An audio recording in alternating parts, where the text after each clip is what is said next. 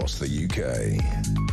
On DAB+, on your smart speaker, on your smart TV, and on your side. This is Talk.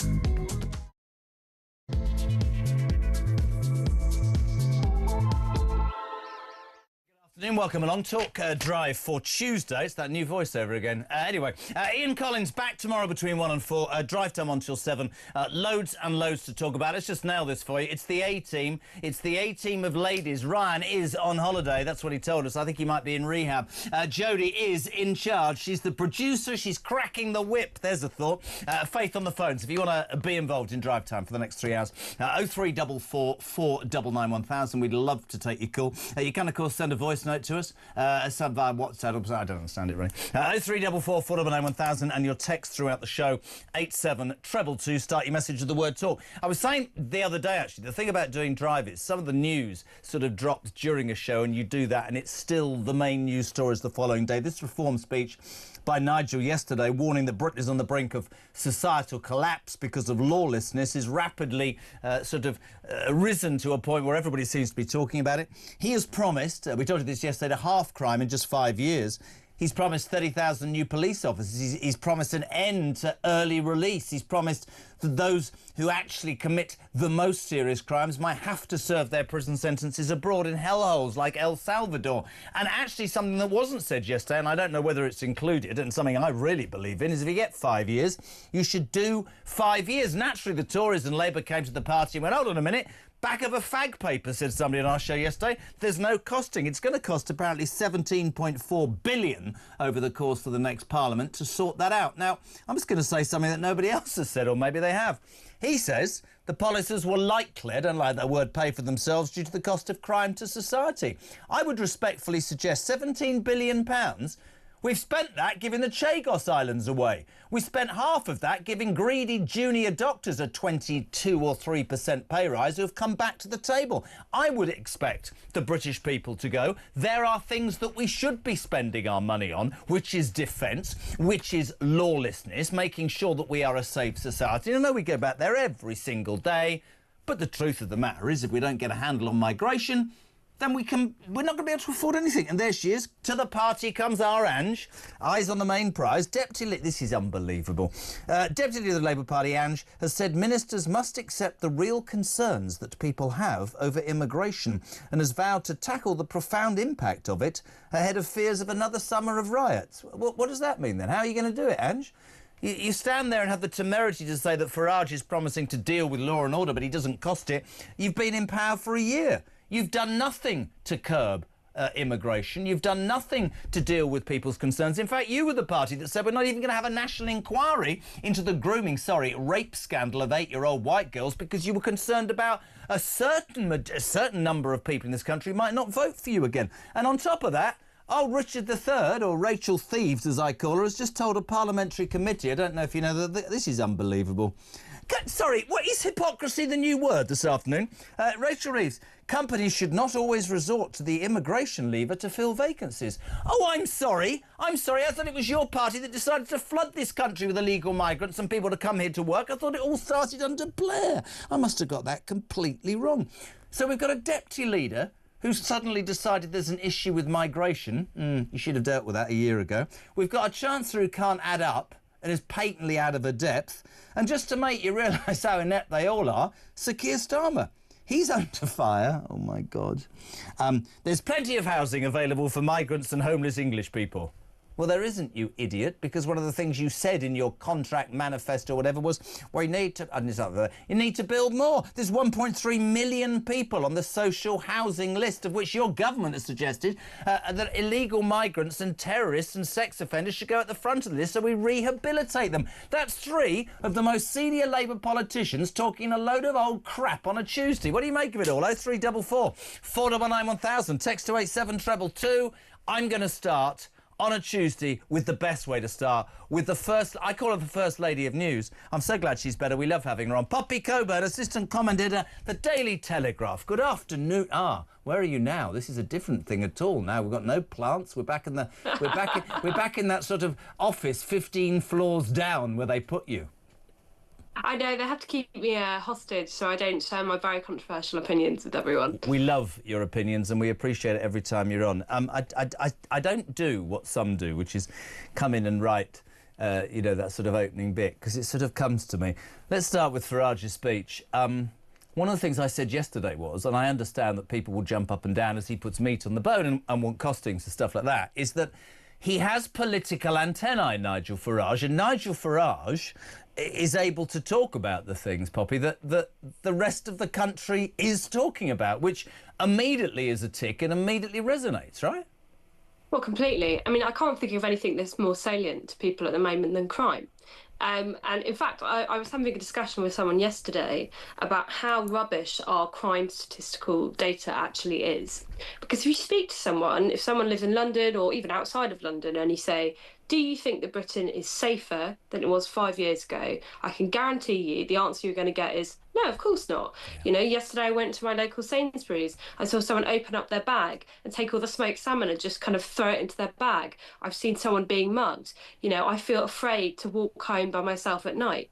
So there's this sense that I think it's pretty accurate that not only are there more criminals on the streets, if you are victimised by one of them or if you see a crime happening, nothing's going to happen about it. To me, it goes back to something that Peter Bleksley has said to me for 3 years, which is that old-fashioned policing, and I'm not being rude when I say this, was about men and women on the street, numbers on the street, getting intel, learning in the community exactly what was going on. But now it's all spreadsheets and one of the biggest, in my opinion, and I'm sure your paper, like me in the past, was sort of Tory fans. But one of the biggest things that I hold against the Tory government, starting with Theresa May, was that they cut the police numbers so dramatically. No, Boris said, but they never really got back to where they were.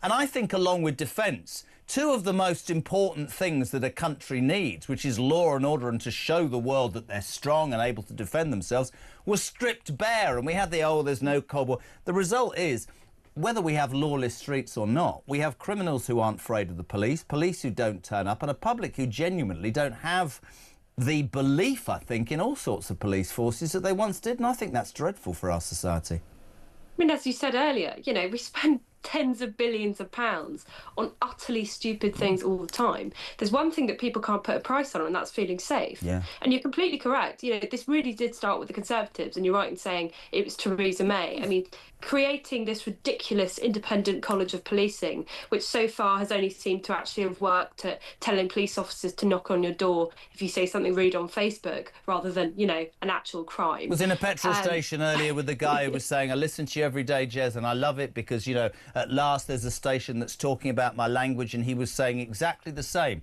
He brought up the Lucy Connolly thing. This is just a man on the street who said to me, so somebody can come into my petrol station, right? They can nick £199 of stuff, right? I'll have it taken out of my wages. My career's in dire straits. The police don't turn up, but she can write some stuff which is inappropriate and wrong, and she's languishing in jail. I keep saying this to the politicians in power, which is why Farage is on the button here. They can go, oh, it's 17 billion. The British people will go, we want to be safe. We want to not be struggling to be able to get anything from our society that we pay into. We think it's immigration. We think it's law and order. And frankly, the 17 billion would be better if you hadn't paid the junior doctors and you hadn't given money to the Chagos Islands. That's what a lot of people think, right? Yeah, you're just throwing money into a black hole. You know, nothing actually gets better. If you... Oh, we've lost her. That's so upsetting. Oh, you're back. You're back. We lost you for a second. Are you there? Let's try it back. Listen, don't worry about that. I'll read a couple of texts. 0344 499 1000. Poppy Coburn. They're so scared of her ability, they hide her in the basement and the signal's not great. She's absolutely right about Farage. What do you make of his speech? What do you make of what he's talking about? Are you one of those people who thinks, it's just a soundbite. It's not costed. It's not going to work like that. What do you make of it? I think, like Poppy, that it's talking about the things that matter to the people of Great Britain. 0344 499 1000. We'll go back to Poppy. Hopefully it was just a bit of a dud moment. Are you there? I'm here. So for me, for you, he's speaking the right language, isn't he? Yeah, completely. I mean, again, Farage is right in saying that it's not just about putting more money into policing. It's making sure that the police officers whose wages we are paying are doing the right side of policing. And what people actually think is the right kind of policing is, actually solving crimes that they see in their daily life, rather than trawling through the internet, looking for whether or not you've said something rude, mediating disputes between people that are frankly, it's a civil affair. I don't really care if someone's being rude to me. I don't want the police to get involved. And if you can do that, then people won't care how much you're spending on it. No, but also, I mean, I thought it was quite interesting what he said, that he claims the policies will likely pay for themselves due to the cost of crime to society. I think that's a very salient point. But I go back to it. I think it's really right. But I go back to it again and again. At the end of the day, we will see. But, here, the three examples I gave, and you were listening to the opening, just to me sum up how, whatever your political persuasion, you look at this current lot, and this isn't complimenting the Tories at all. I blame them for what the situation we find ourselves in now. But this current lot, let's take all three of them. Today, our Ange, who you and I know is desperate to be the next Prime Minister of the United Kingdom, has said that ministers must accept the real concerns that people have over immigration and has vowed to tackle the profound impact of it ahead of suspected summer riots. You're much more intelligent than me. What the hell does that mean? Are you telling me that a year ago, when she became the deputy leader of the Labour Party, she didn't realise the impact that immigration was having both socially and economically on this country? Or is it just that she suddenly realised that millions of people who are not far right and they're not racist have had enough of it? The thing that's extraordinary is that the people in Labour HQ are going to be patting each other on the back and going, look, we just thrown out a bit of red meat. We've thrown these people a bone. We used the word migration and didn't immediately say it's absolutely fantastic and we love it. Job done. We've had a conversation. That's all we want. They don't seem to understand that the people of the country have already had a conversation. They don't want to talk anymore. They want the government to actually act. It's as simple as that. It doesn't matter if every single Labour frontbencher comes out and says, oh yeah, this immigration issue, that seems quite tricky, doesn't it? If they don't actually listen to what people are demanding. And what they're demanding has been very clear for decades now. We want lower numbers of legal migrants coming through, and we want no illegal migrants crossing the channel. And we certainly don't want them being put up in hotels in our local community, and then we have to pay for it. Whether that be in higher crime rates, victimisation of local people, or just on the bottom line, you are actually paying £5 billion every year so far on this scheme. So I just find it, they think in such a different way to what normal people think like.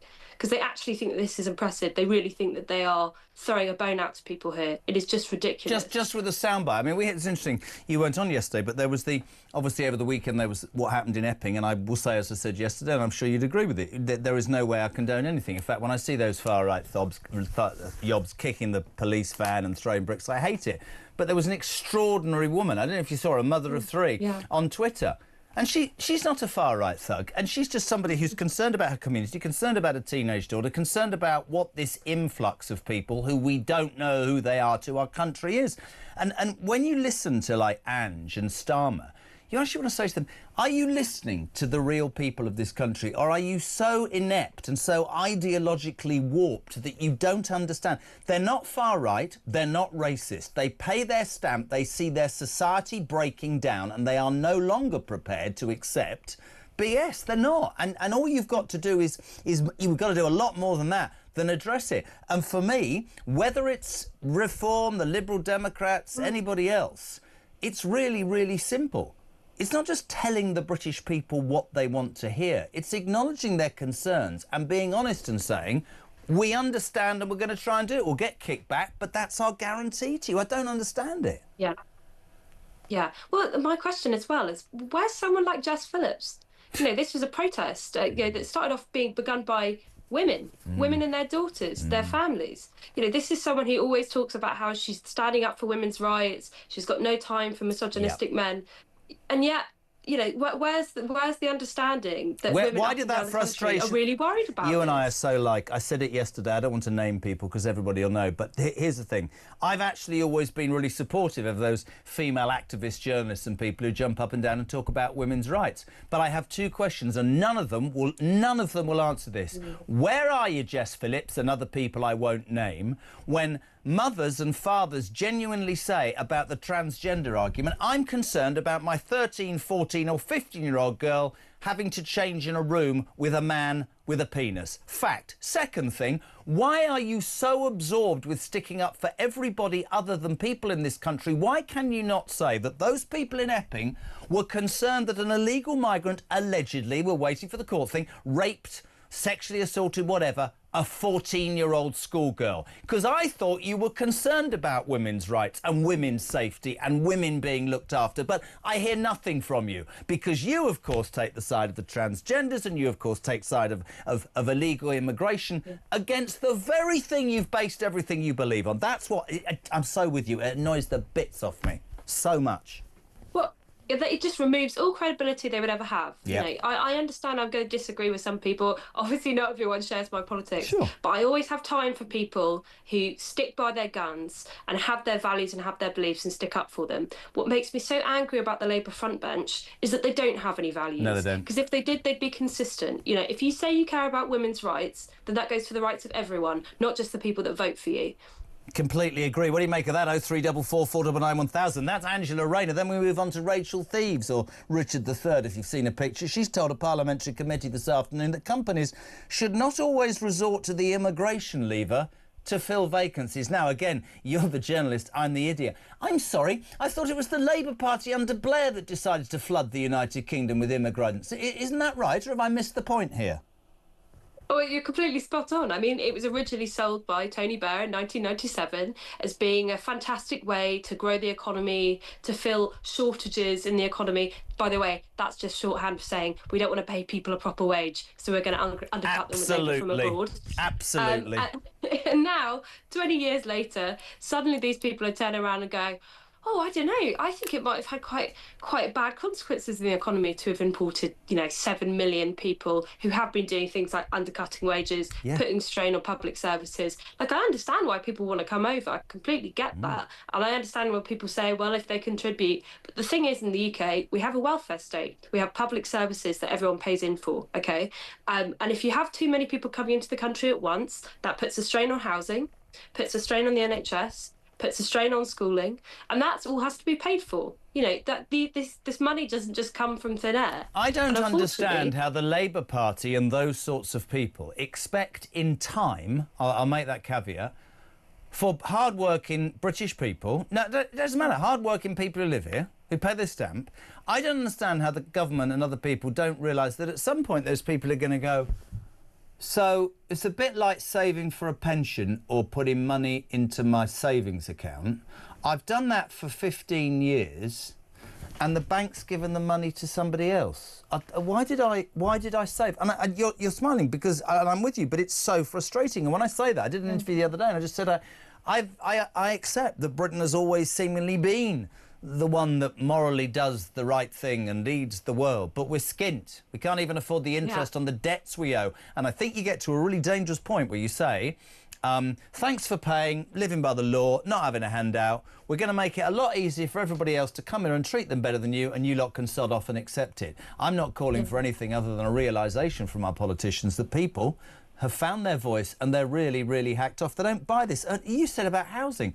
What Starmer said today? He's declaring that lots of spare housing is available for both illegal migrants and homeless British families, and yet there's 1.3 million people on the social housing list. I mean, that's just a blatant lie, you idiot, isn't it?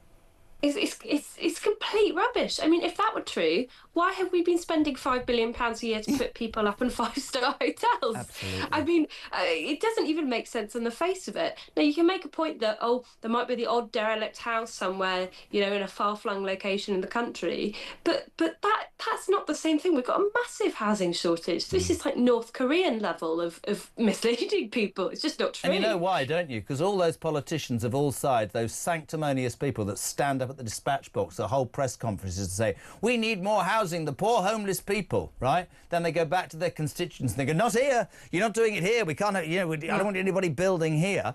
I reckon, and I could be totally wrong again, you'd put me right, there must be, I don't even know, not Greenbelt, there must be disused petrol stations, disused army bases. There must be places where you can build housing in this country. The truth is the regulations and the difficulty. I mean, Starmer made that massive promise, and I remember saying after the election, when Labour councils tell him to do one, is he going to take them to court? They're so good at those. Well, actually, they're not very good. They believe, as you quite rightly started this by saying, that if I talk out and say housing's all right, or immigration will be dealt with, or we won't be raising taxes, I think for years politicians expected and in fact got the British people to go, yeah, whatever. I don't think it's like that now. I don't think the British people are militant. I just think they're more switched on, and I don't think they're going to be fobbed off, Poppy. I really don't. I think people can just see things actually happening right in front of their own eyes. Like, you cannot lie to people about something they see every single day. And, you know, I'm not giving any credit to the Labour government. I think they're absolutely useless. But I would also say this started really under the Conservatives. Yeah. You know, this mode of politics where you say you're going to do something, it gets in the papers, you'll see a headline and you go, oh, brilliant. Oh, they're going to do something about, you know, whatever issue that I care about. And then they just don't do it. Yeah. I mean, it's insane. They'll just say it. They'll brief it as if it will somehow magically happen, as if these houses they're going to build, that they said they were going to build, are just going to appear one day in the morning. We'll go, oh, fantastic, there's a lovely new build down my road. You know, you actually have to work for it. There is a business of government you've got to do. But somehow they seem to be so clueless that they've forgotten that their role is not to be comms directors, but it's to be politicians. Completely agree. Before you go, obviously the doctors' strike, the 5-day doctors' strike starts on Friday. I mean, I listen, they swept into power, gave the junior doctors 22% pay rise against nurses at 5%. West Streeting went, whoa, it's sorted. We went round the table. Now they want another 29%. I think they're a disgrace. I think the BMA, that apparently has got millions to spend to wreck, and it caused people to die. I think they're an utter disgrace. Again, I cannot believe that they think that anybody in this country is going to support. It's disgraceful, isn't it, the strikes on Friday? Oh, it's just ridiculous. I mean, if you speak to older doctors, by the way, you know, they will tell you how horrified they are about the leadership of BMA today. I must say, it's not representative of the average doctor. You know, these people are professional radicals, you know. They believe in striking for the right of striking, which is one of the reasons why Wes Streeting was so naive, because he thought actually doing what these people were demanding would make them go, oh, thanks, you know what, that's reasonable, that's a really big pay rise. Oh, he was easy to roll over, we'll give it a year and we'll try and do him again. Your readers must feel like our listeners. I think there's very little sympathy for junior doctors. I think there's palpable anger now, isn't there? Well, yeah. I mean, let's be honest with you. As you said earlier, the country's skint. No one's living it up. This money's coming out of the public purse, and I think it's the language. We demand this money at a time when everyone else is struggling. It's just not on. Completely agree. Listen, it is always an absolute pleasure. I'm glad they found you. We need more plants next week. It's not warm enough today. Poppy Coburn, deputy political. No, I got that wrong. Deputy comment editor at the Daily Telegraph. It's always a pleasure to have on. Great interaction. 0344 499 1000. What do you make of what Poppy said? You want to talk Nigel and the reform promise on lawlessness? You want to talk about how Rain has suddenly gone, I know there's migration. Rachel Reeves has gone, no, honestly, I know there's problems with immigration. And Starmer's gone, I know there's problems with housing, but has offered nothing. Or what do you make of the doctors who are striking on Friday? 5 days. They got 23%. They're going out on strike. People could die. This is Talk Drive.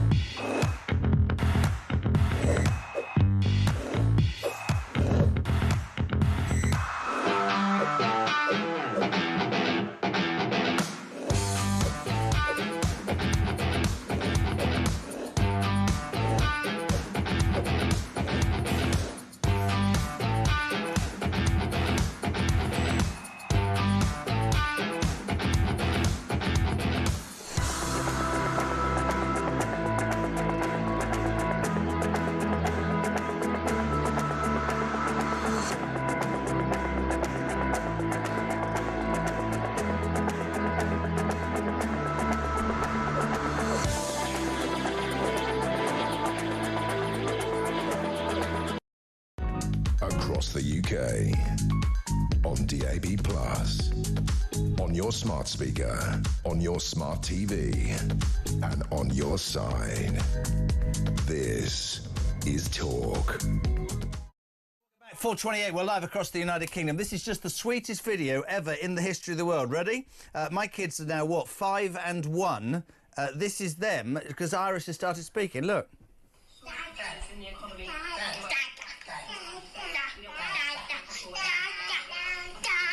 Their granddad's put the television on, and there's their dad, and Iris is going, Dad, Dad, Dad, Dad. She's got her first word, as I told you yesterday. Her first word is dead.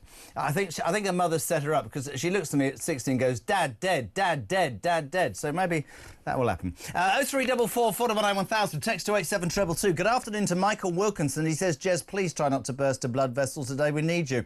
I started working clearing tables back in the late 70s, aged 12, when you could do such things. I worked at the same place until I left school at 16. I'd already got a vacancy with the army as an apprentice, so I worked as a plasterer, boarder and roofer until I joined up.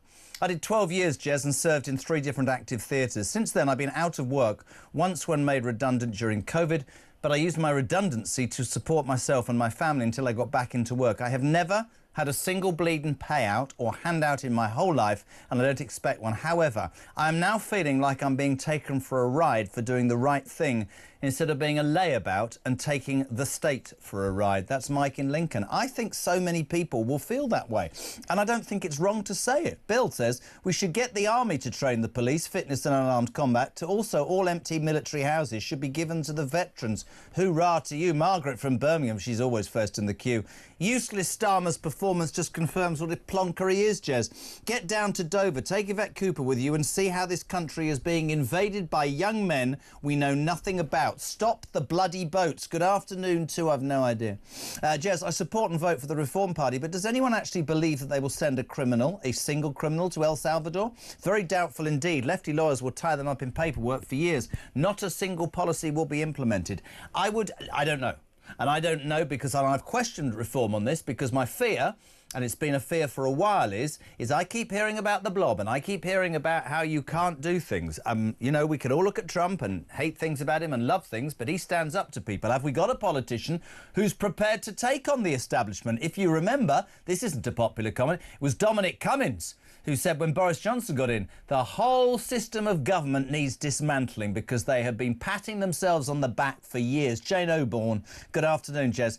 Yet another day of this government ruining this country. How the hell are we going to survive to 2029? Steve from Church Stretton says, can I ask you a rhetorical question? Why do we keep having a conversation about the boats and why can't we stop them? Any government who wanted to stop the boats, Jez, would simply take them back to France and say, sorry, these people came from you can bloody well have them. The reason it doesn't happen is because it feels like Starmer and everybody else doesn't care. John Roberts, finally for now, I don't know if this has been asked before, but could we not just process immigration from other countries with whom we have a returns agreement? All other claims are refused. This would solve both legal and illegal. Or is that too simple? I think, John, that might be too simple, which is why they haven't done it. 4:30. We're delighted to have our next guest, Deputy Political Editor for The Sun. He's on every week. We love him, Ryan Sabey. A very good afternoon, sir. How are you?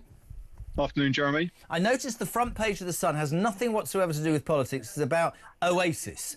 I have to publicly announce, I'm very excited. I'm going to Wembley on Friday and I've got a bucket hat. My wife's bought me a bucket hat, so there we go. A 60-year-old pretending don't look back in anger. Very embarrassing. I'll suit you. I think you look good in it. You're very kind. I want to see a picture. You probably will. Ryan, I'm really interested from a political point of view, from the Sun's point of view. Farage obviously quite vocal yesterday on lawlessness. Labour and the Conservatives jumping in, going, hold on a minute, you know, it's going to cost 17 billion quid. Is it resonating with your listeners? It's your readers? It's resonating with our listeners because he's actually talking about the things that people are concerned about. Yeah, no, he's talking in people's language and what they're seeing on the streets, and they want actually things being dealt with, and they need someone who's going to attack this. With actions, just not words. Now, it's very easy doing things when you're in opposition. Getting into government will be another matter, but I think at least it's resonating, and I think they like the sound of 3 strikes and you're in prison for a very long time. And I think that's what the public want to hear, and I think that's the actions that people want politicians to see. None of this, being sent to prison for 10 years, being out in 3, not Has serving, he said that? I'm really glad. I'm glad you brought that up, because I'm really strong on this. I've never understood in all of my life under Tory rule, Labour rule, why if you get 5 years, you can be out for good behaviour. In my humble opinion, you commit a crime, you should do the time merited by that crime that you committed, because the victims of that crime, they're not feeling half better after 2.5 years if you've got 5 years. Is that included in Farage's plans, by the way, that they'll have to serve the time? He said that they will have to do a life sentence. That was just me giving an indication of where there's frustration in society. But I think if whatever offence that you carry out, if you carry out 3 of them, you will get a pretty tough sentence. And I think that's where that's kind of where the public is. They want to see whether it's high level crime, whether it's low level crime being carried out on the street corner, antisocial behaviour, the broken window syndrome, where you attack people who are carrying out those crimes because they then don't go onto those bigger crimes. And I think that is where the public are. I mean, I've always believed, it's like they go on all the time about migration and deterrence. Stop being so soft. Stop giving so much. That's the same with crime. I was talking to a guy in a petrol station on the way in, and he was saying when he was a kid, the copper would give him a clip round the ear. I'm going to tell your dad I play football with him, I have a drink with him down the pub. You're in trouble, son. And when your dad gets home, he's going to clip you round the ear. Nowadays, I'm suffering from anxiety. I think he's onto something. I know they'll argue about the money.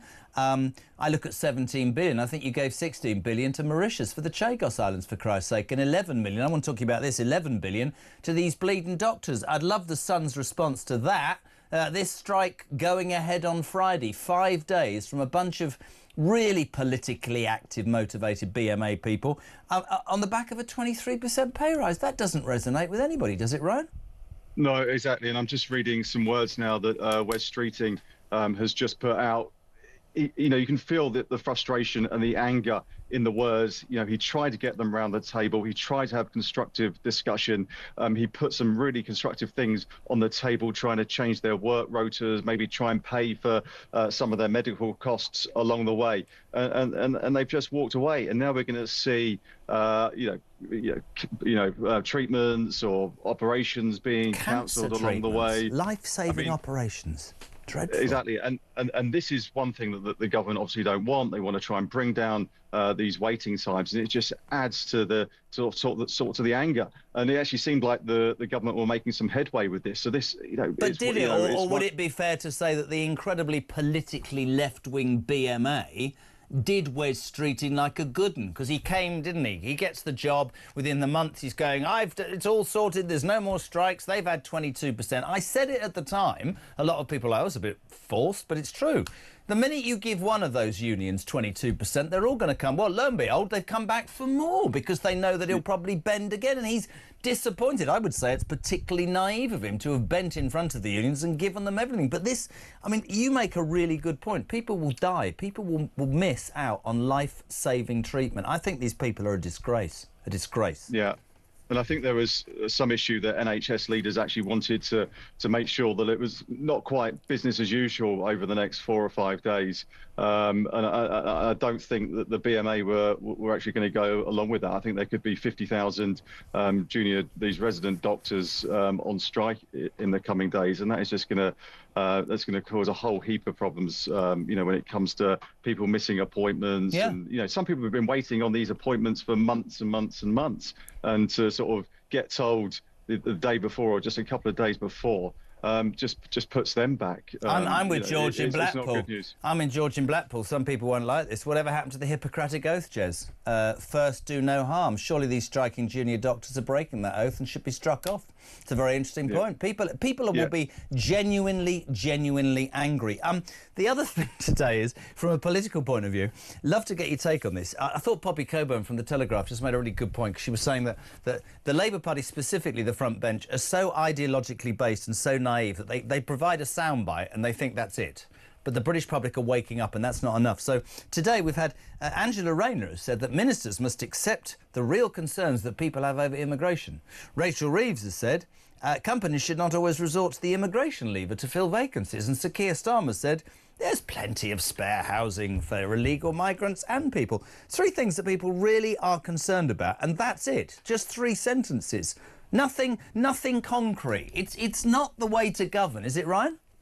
No, well, I thought particularly yesterday when we had Sir Keir Starmer talking about migrant housing, saying that there's almost saying that there's plenty of space for everyone. Well, hang on a minute. I think there's more than 1 million people on that sort of social housing waiting list. I'm not quite sure what was going through his mind actually when he was saying this, and he said that it will come back to those select committee chairmen and say, I will give you the detail. But really odd comment. And even those Labour chair people, he had Meg Hillier there, very respected MP, just sort of sat there sort of flabbergasted. Where are you getting these figures from?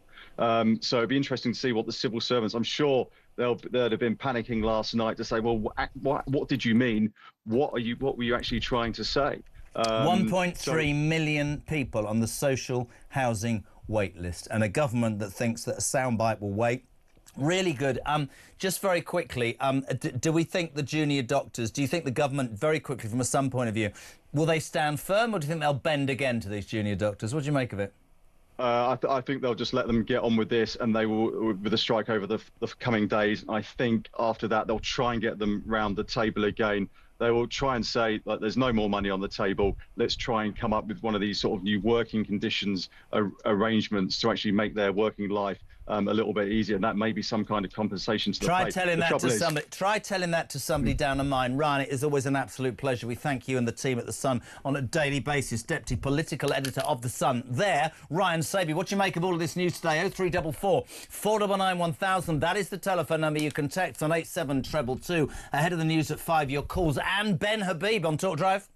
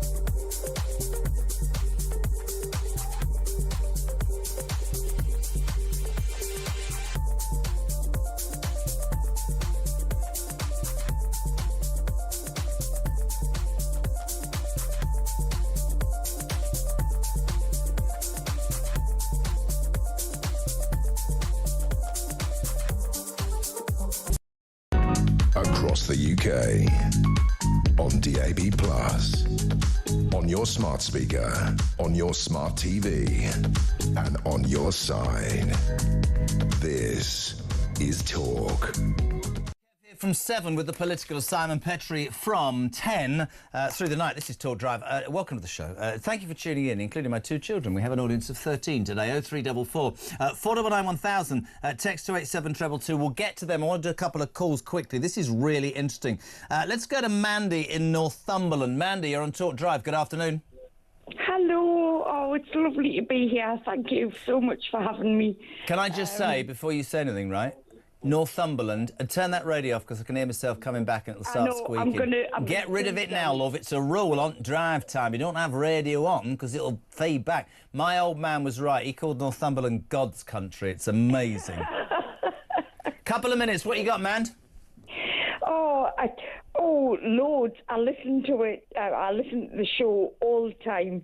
And, I'm really not happy about this strike and everything. The junior doctors' strike, yeah?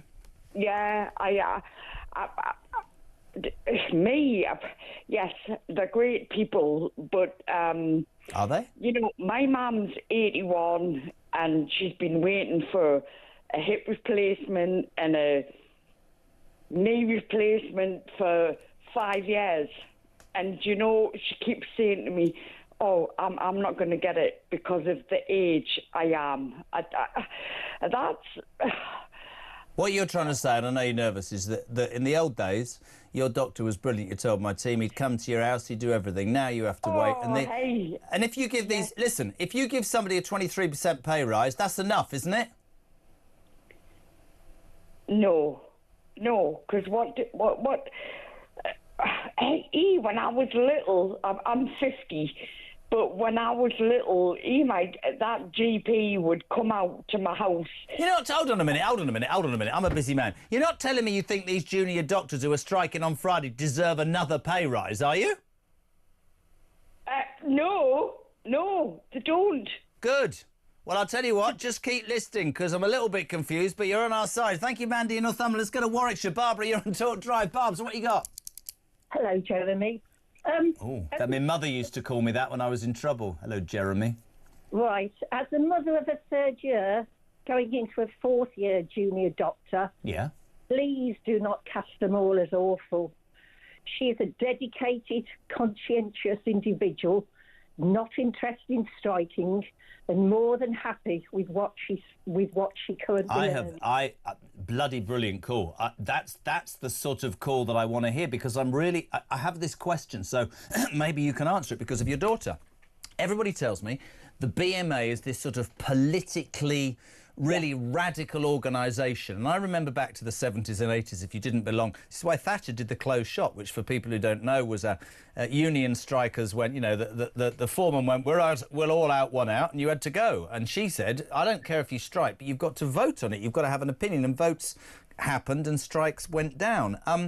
Is your daughter, does she have to be part of the BMA, or what's her situation? Well, yes, she's in it, but she hasn't voted to strike. But the problem is, Jeremy, she's surrounded by so many left-wing socialist doctors that she has to keep her head down and not say too much, because she has to do a job and she has to get on with other people.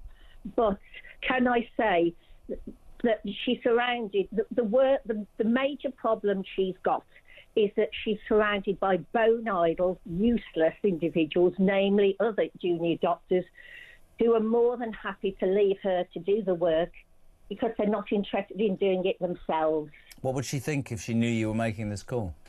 Well, I have to be careful. No, listen, I completely understand, and I think it's a really, really good point, and I'm delighted because, of course, when you hear that the BMA is going on strike just 12 months after it got 23%, you know, nurses got 5%. There are people driving home from work now who have spent 12 hours working and they would give their right arm for 23%, not another 29%. There is a complete lack of sympathy for junior doctors because of this. But interestingly, you make a good point. There are many being coerced and silenced, presumably within that organisation, who feel like your daughter. Maybe we need to get back to the Thatcher days of the closed shop. I really, really appreciate your call, Barbara in Warwickshire. You made much more sense than Mandy. 13 minutes to 5. We're live across the UK. Thanks for tuning in. Cheers. My parents voted Labour all their lives. My father worked in the foundries and my mother was a domestic on the NHS. They never took anything off the state, but it's the same old story. No bugger ever prospers under a Labour government. Reform all the way from me. That's from Donna in Birmingham. You want to be on between now and 7? That's the number 0344 499 1000. And your text will read more out. We're coming back in 3. I'm off for a wee. Thanks.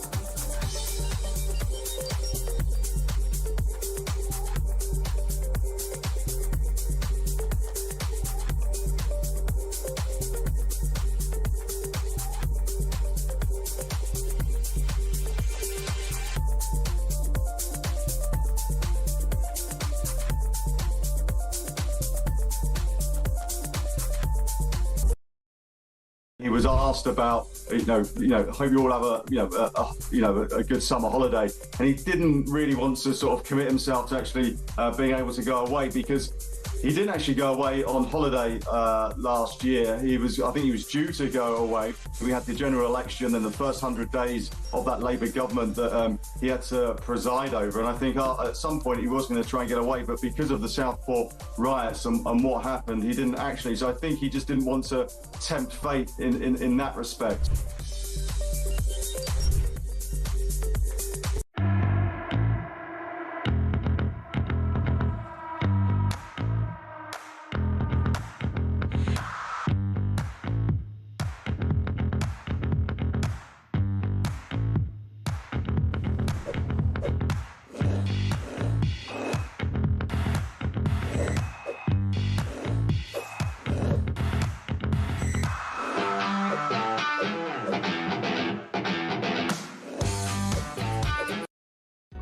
Across the UK, on DAB+, on your smart speaker, on your smart TV, and on your side. This is Talk. 9 minutes to 5, we say a very good afternoon to Ben Habib, leader of Advance UK. So how are you? Very well indeed, thank you, Jeremy. How are you? I'm good. Great to have you on, Ben, as ever. I'm going to rattle through this afternoon. I'm not going to start with Farage. I'm going to start with the junior doctors. The strike goes ahead on Friday. 12 months ago, Wes Streeting waved this flag and went, gee, I've sorted it. I've only been in the job 3 weeks. I've given them 23%. They've rolled over. It's fantastic. The NHS is safe. A year later, those scumbags in the BMA are now wanting another 20%. They're threatening everything. And he's going, Streeting's going, well, I'm trying. It's not right. Because he's been done by them, and they have shown themselves to not care about the British public, haven't they, Ben? This was predicted, I think, when they rolled over last time. It was predicted that this would encourage strikes. And actually, what surprised me is the time it's taken for the second strike to come. Yeah. I thought it was going to come hot on the heels of the first one. You know, when you push someone and you're pushing against an open door, you have another crack, don't you? But they are now having another crack. What I would say, though, is that the entire United Kingdom is underpaid. That might sound like a peculiar thing to say, but we haven't had wage growth, real wage growth in this country for years. And it's partly as a result of the mass immigration that we've had undercutting domestic workers, but also partly because of the burden of tax and regulation. I'm not talking about the NHS now, but private businesses can't cope with all the other burdens that the government has foisted on them. So we've had a very stagnant wage market, employment market, wage market, and productivity as well in the economy has gone down dramatically. And then the other thing I would just say about the NHS, it's something that's always struck me, is that even though they're obviously there to serve the patients, there's no real client service relationship with those who are looking after the patients. They get paid whatever happens. It's not as if there's any instant feedback. In a normal business, if you treated your clients badly, as these people are about to do effectively to their clients by going on strike, there'd be some long-term. Well, Louise in Ipswich says it's very simple in my world, and you might disagree. Any doctor who strikes on Friday must immediately lose their medical licence because people will die. Try telling them that. Well, that's a good point. And of course, remember, a slight digression, but remember these people are going to be participating in assisted dying as well. I heard you talking about the Hippocratic Oath earlier. Actually, the medical service is now going to be dispatching people. It's quite an extraordinary turn of events in the United Kingdom. I don't disagree with you, and I'd like what you said about migration, because I want to put to you as the leader of Advance.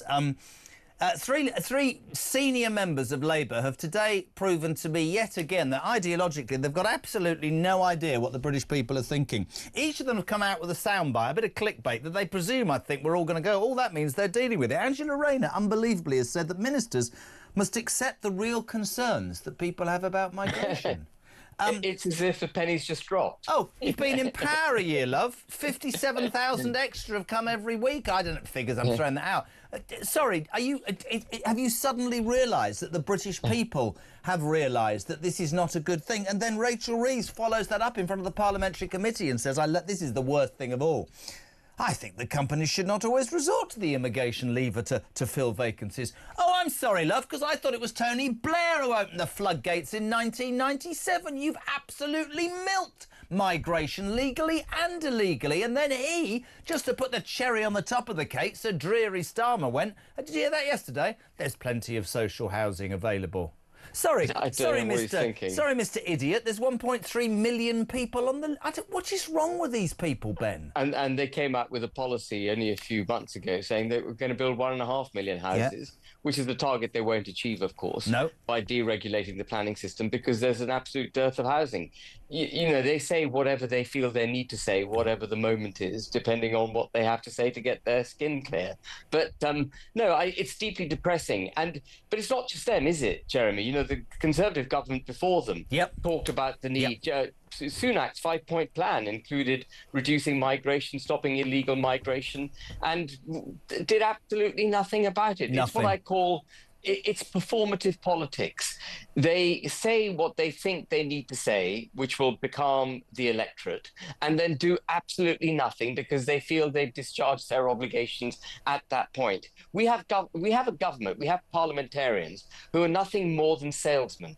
They're not actually purveyors of plans and have the managerial execution capability to deliver those plans. What do you say to the people who said, because I've never forgotten Baroness Worsey before she was, never mind, saying to me something that sort of resonated at the time. She said that you get into politics, many of us get into politics with great aspiration, great belief and the desire to make change. And very quickly the machinations of Whitehall, and if you are good enough or lucky enough to get into government, the machinations of government even more so, are so complex and so beridden by civil service rules that you get dragged down and you just go along with the flow. And if you stick your head above the parapet, you lose your job. Is it possible, very briefly, Ben Habib, for anybody, be it you, Nigel Farage, or I don't care, right? Is it possible for somebody to attain power in this country, stand up to the civil service, stand up to the establishment and make the British people's lives better? Because they look at what's going on, and I know this is true. Anybody with a political antennae, not our Prime Minister, can see there is massive, massive frustration in our country right now. It is absolutely possible, but you've got to get high caliber people into Parliament. You've got to get ministers who understand how to manage teams of people and to cut through all the nonsense. What we've got, as I said, a bunch of salesmen. They parrot the party line or whatever it is that they're trying to sell, at the moment. But they haven't really got the ability, the preparedness. They haven't got the vision. They haven't got the plans. And even if they had all of that, they haven't got the execution capability. And it requires parliamentarians with a really broad set of skills, deep set of skills, to be able to change the way this country is governed. And that's what we need, amongst lots of other things. But we fundamentally need a renewal in the quality of our parliamentarians. For far too long, they've just been a mouthpiece of the European Union. For far too long, they've blamed the European Union, and now they blame the civil service. They're the ones who need to be hauled across the coals and made to perform properly. It's interesting. I've only got a minute and a half. Nigel Farage this week saying that Britain is on the brink of societal collapse. Lawless Britain. He's made a raft of promises. New police officers, the end of early release for violent prisoners. Overseas prisons, zero tolerance, 3 strikes and you're in prison. What do you make of it?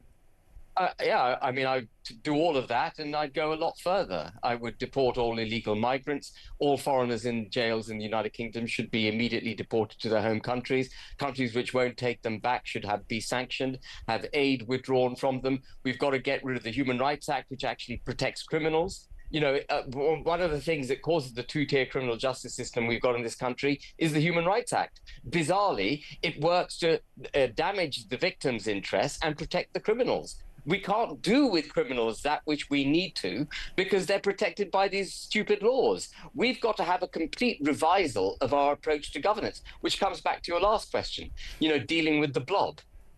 Very interesting. Sorry, just 10 minutes. I could talk to you for hours, but they'll hit me over the head. Very nice red background. Very Labour with the tie. I'm joking. The excellent Ben Habib, leader of Advance UK on Talk Drive. Almost 5. We're live across the UK. Loads of you texting. I'll do some out the news. Also some calls. 0344 499 1000. If you want to be on between now and 7 o'clock, maybe you want to talk about Nigel Reform. Says he's going to take on lawless Britain. Maybe you want to talk about the Labour Party. Apparently, they've suddenly worked out migration's an issue, illegal immigration's an issue, and there's plenty of housing. They really are from another planet. What do you make about the junior doctors? 23% were going on strike out on Friday, you left-wing louts. 0344 499 1000. The news at 5 is on the way, and your calls. I don't know who's next.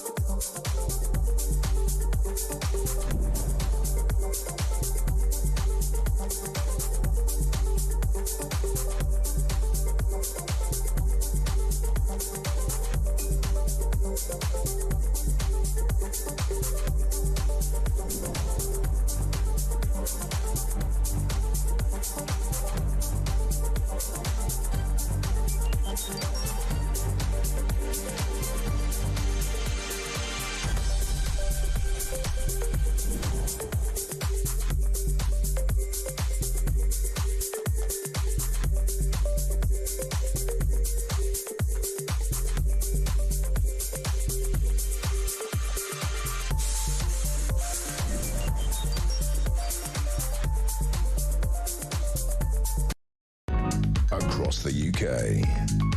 On DAB+, on your smart speaker, on your smart TV, and on your side. This is Talk.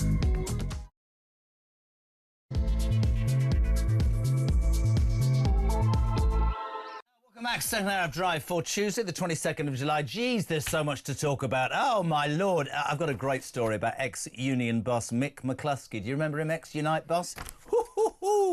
Gemma, though, voice note on Starmer, go. Hi, Jeremy. Short and sweet note. As usual, our government are just showing us that they're a bunch of muppets and can't be trusted.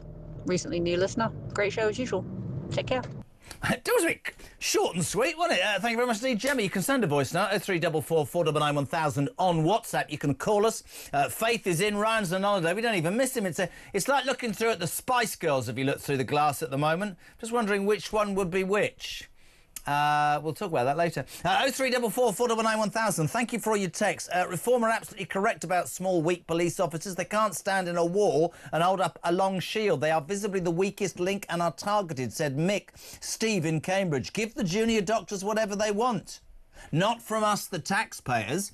Take it from their large pensions and see whether they strike after that. Rowena, simple idea. Do not give legal aid to any foreigner. No more long immigration cases. No more dodgy lawyers making millions off the taxpayer. And also, send back any immigrants that commit a crime. There you go. Problem solved. It's not bloody difficult. Tracy Sutcliffe, good afternoon. Jez, you always make me smile. You've got wind, love. I'm joking. Here's a thought. How about blaming all the doctors that didn't vote against the strike, the caring professional ones who couldn't be bothered to vote against their militant wing? Yes, probably.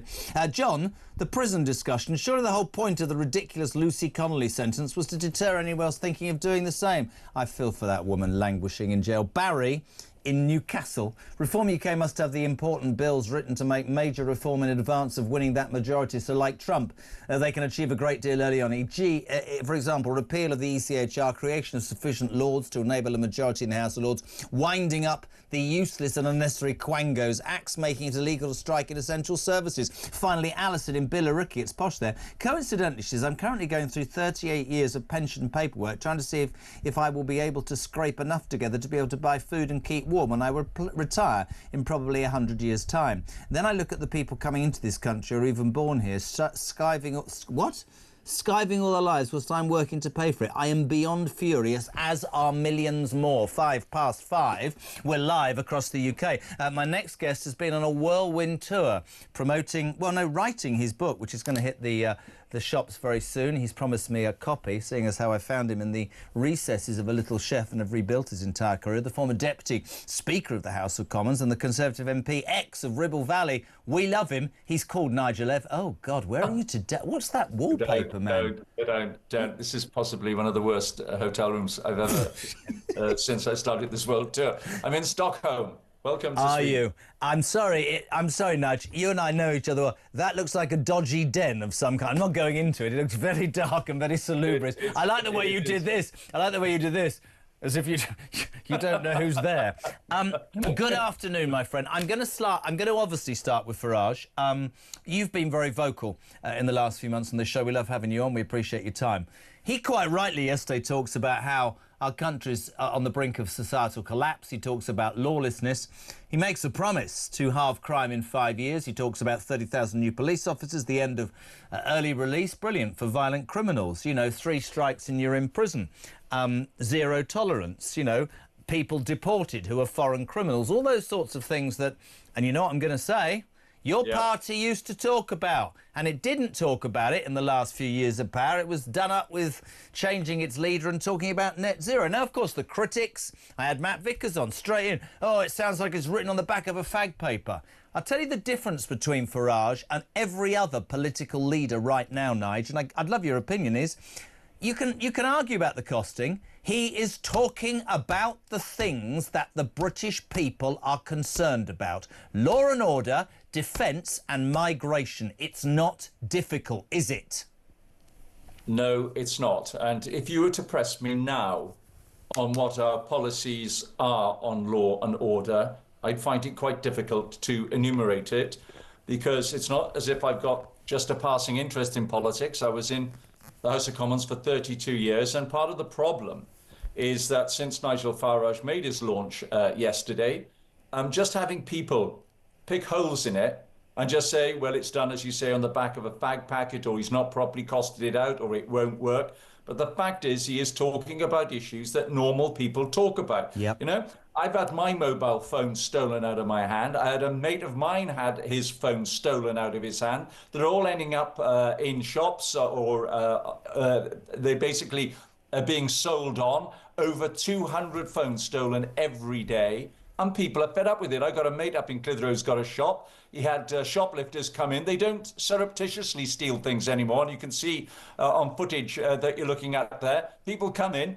brazenly take stuff off the shelves and walk out with them. And the police say they're too busy to come and investigate, even though there's closed circuit TV. No, the whole thing is rotten to the core. It's been allowed to degenerate over many, many years. And quite frankly, you've got to do something about it, because people don't want to live in a society like that. It's interesting, isn't it? It's interesting. Peter Blexley is always on this station, and I love him. Like, honestly, I think he's amazing. He always says that policing has changed. It's all about career now and the greasy pole, and he feels sorry for the men and women on the street whose hands are almost tied. But as he says, you know, unless you put men and women on the streets to get intel within the local communities, that's how you deal with it. Now, and you listen, you're great, you're honest with me. This started with bloody Theresa May. I don't care what anybody tells me, and I'm not blaming just Starmer, he's part of the problem, but this started under the Tories. And same as I feel about defence, it was almost like the two things that for me are massively, massively important for any society. A strong military so you can defend yourself, and a society of law and order to make sure your people understand the rules and behave themselves, was stripped bare by the Tories, starting with Theresa May, and it's come back to bite us, hasn't it? But how can you listen to a Labour politician today tell me, and I quote, 17 billion, where's Farage getting that from? And the simple answer to that is, you gave 16 billion to Mauritius with the Chagos Islands, you idiots. That's right. And also, Rachel Reeves is spending £111 billion a year on interest because she's having to borrow huge sums of money. Yeah. Because she can't get a grip of spending within her own, by her own government. So, no, they've got money to spend on that, but they haven't got money on the bread and butter issues that people want to see their taxes spent on, which is proper policing. I'll give you one example, right? When I was in the House of Commons, I used to walk across the bridge, Westminster Bridge, past several gangs of people who were doing which cup is the ball under, right? It's nothing more than a scam. It's close-up magic. There were, at its peak, 8 teams of 6 people who were basically conning tourists into pointing at where the ball was when it was actually in the hand of the person doing the trick. It's a close-up trick. It's within feet of where the Met headquarters are, and how often did I ever see a police officer there basically arresting these people? Because, number one, you shouldn't be gambling on the bridge, but secondly, it's nothing more than theft of money from tourists. And I've seen footage of people, and listen, I myself have been pushed on that bridge when I've gone up and said to people, don't play, it's a scam. I've seen footage on social media of somebody being spat at because they were trying to film what was going on. And it's within feet of where the Metropolitan headquarters are. But no, they haven't got enough police officers to go out there and to sort out the crime that's being committed. People have had enough, Jeremy. I completely agree, and much as I understand the people that will moan that his policies might, you know, he says that he reckons they'll pay for themselves due to the cost of crime. It's the language people want to hear. Can I just also, just before we talk about housing and the Labour Party, Kemi Badenoch today has reshuffled her front bench team after a year. I don't know if she's still in the middle of a review. I don't know, because I mean, I'd have been on this Farage thing within 5 minutes, but nothing, just it's on the back of a fag packet. So James Cleverly, who many people thought would be the next leader, was I think, I mean, really done over in that election. I think it all went hopelessly wrong, and it even... I mean, I thought when I heard today he's coming back to the front bench, he was the Home Secretary, for Christ's sake. He's got a job on housing. This, to me, shows everything you need to know about Kemi Badenoch. What's that, keep your enemies close or something? It's ridiculous. I mean, he's got to be streets ahead of most of them. He should be in a more prominent role. But what do you make, just briefly, of her first year? I know you're a Tory, but you can't have been that impressed. Not overly impressed, no, but I have to say she was picking up a pretty rotten ball. Let's be fair. Rishi Sunak, with his brain-dead decision to have the July general election announced in the pouring rain in Downing Street. He couldn't even get that right. After he had let everybody down as far as stopping the boats. Quite frankly, she's picked up an almost impossible baton to run with. But let's see where it goes. I'm really pleased that James is back in. He's a clever guy. He's smart on his feet, and of course the housing thing is one thing, and that is important as we talk maybe about Keir Starmer and his bizarre idea that there's enough housing to meet the needs of everybody flooding into the country, as well as those who actually were born here. But he's also going to be opposite Angela Rayner, so he's basically taking on the Deputy Prime Minister, and that seems to me the role that he's going to be filling. Let me, before I talk about politicians, I want to take it to housing, not housing, I want to take it, sorry, to the junior doctor strike. I mean, to me, to me it shows the naivety of West Streeting, and I'd say it to his face. You know, he arrived 3 weeks, we've got a deal, 23%. I couldn't at the time in my own head think, well, hold on a minute, nurses are only getting 5%. That doesn't resonate with me at all. Predictably, this very blatant union, the BMA, now wants even more. There are people texting me saying, what about the Hippocratic Oath? These people should be sacked. People like that shouldn't be able to strike. I'm all for people, you know, earning money. But this, when you look at what's going on, is completely and utterly ludicrous. And these people are going to... And, you know, some people will tune into these stations and go, oh, my God, you can't say it. People will die because of this 5-day strike. People with literally cancer survival treatment will miss out. People for life-saving operations. I think the BMA is a disgrace. I think this 5-day strike can... I mean, it's appalling, isn't it, Nigel? Yes, it is appalling, and yes, people will die. There's no two ways about it. Operations will be cancelled, people's appointments will be cancelled, and people will die. It's got to be a fact. It's absolutely got to be a fact.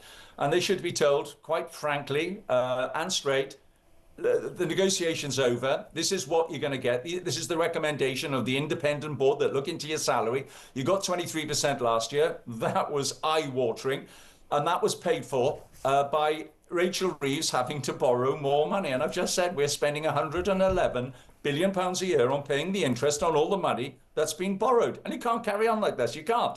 We've just actually had a response from the NHS to the announcement that resident doctor strike will go ahead on Friday. Professor Meghana Pandit, I hope I've got that right, the NHS England Co-National Medical Director, has just said that patients and clinicians from across the country will be extremely disappointed at the BMA Resident Doctors Committee's decision to press on with disruptive industrial action. This new round of strikes by resident doctors will no doubt be incredibly challenging for the NHS, and whilst local services are working extremely hard to minimise the impact for patients, as they always do, some disruption to the services is inevitable. I had, Nigel, a very interesting call. It was a woman who didn't want to give a name. Her daughter is a junior doctor, has to be part of the BMA, doesn't agree, doesn't want to strike, is happy with the salary and feels very bad for her patients. I took people back to Margaret Thatcher, who... one of the greatest things she ever did was to destroy the closed shop. She created the closed shop, by the way, because you know this, because, of course, as I said earlier, in those days, Red Robbo, I remember him at Leyland. If he wanted to go on strike, he went all out, one out, and if you dared to disagree, somebody put a stone through your window or your wife was abused at the school gate, so you did what you were told. And Thatcher very simply said, you absolutely have a right to strike, but you also have a right to decide yourself. So go into a booth, place your vote, and we'll see what happens. And strikes in this country went down by 90%, didn't they, Nigel Evans? Maybe the BMA needs to be forced into the same situation. We need to find out whether these doctors are not just led by some militant, politically motivated people who probably look about 11 whenever I see them on television. Yeah, people are disappointed. I think that's such an understatement as to how people feel about all of this. The fact is that I remember when we had that first vote on devolution, and they deemed it that if you didn't vote, it was that you weren't voting in favour of, so it counted against. And it should be exactly the same in this too, that they're going to do these secret ballots, if we're going to allow this to go ahead. And there's a part of me that says, if you're entering this profession, you don't strike. You simply don't strike. They have an independent body that's looking at your pay. You are able to make your case as to why you think you deserve more. They've gone back to 2008 and said, you know, we've lost out since then. Well, I got to say, a lot of people have lost out since then. A lot of people. Maybe they should, mate. Maybe they should be like the police and the army. Maybe doctors, the Hippocratic Oath, shouldn't be able to strike. let's just review this. And what happened was, as soon as the Labour government got in, Wes Streeting caved in and he thought he was being clever. Well, how clever do you look now, Wes? Absolutely. Couldn't agree more, Nudge. Just taking it back to the Labour Party. Today, I mean, there have been some low points in the last 12 months, but I just want to give you how I started the show. So it seems to me, and I thought Poppy Coburn from the Daily Telegraph made such a salient point about an hour ago when she said that there are many politicians in this country who think that if they just give out a soundbite, that the British public will go, oh, they're dealing with it. I don't think the British public are that stupid anymore. So today our Ange has said, and I quote, ministers must accept the real concerns that British people have over immigration. Brilliant. You've been in power for a year. Rachel Thieves told a parliamentary committee earlier that companies should not always resort to the immigration lever to fill vacancies. Oh, I'm sorry, I thought you brought that in. Oh, yeah. And to top it all, the Prime Minister of the United Kingdom, Sir Keir Starmer, yesterday declared that there's lots of spare housing available for both illegal migrants and homeless British families. There's 1.3 million people on the social housing list, and this pillock in his manifesto said we need to build 1.5 million houses, and he hasn't built one. What is wrong with these people, Nigel Evans? And since they came in, there's over, well, since the beginning of this year, never mind, since they came in, 20,000 illegal immigrants have come in on small boats.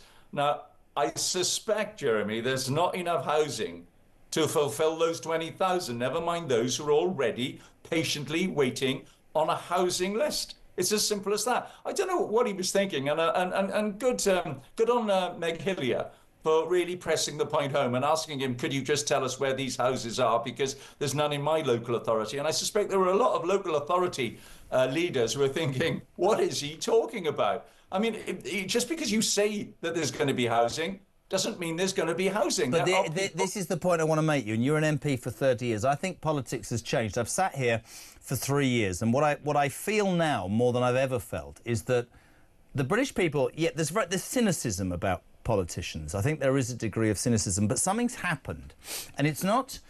I think it's frustration, it's anger. It's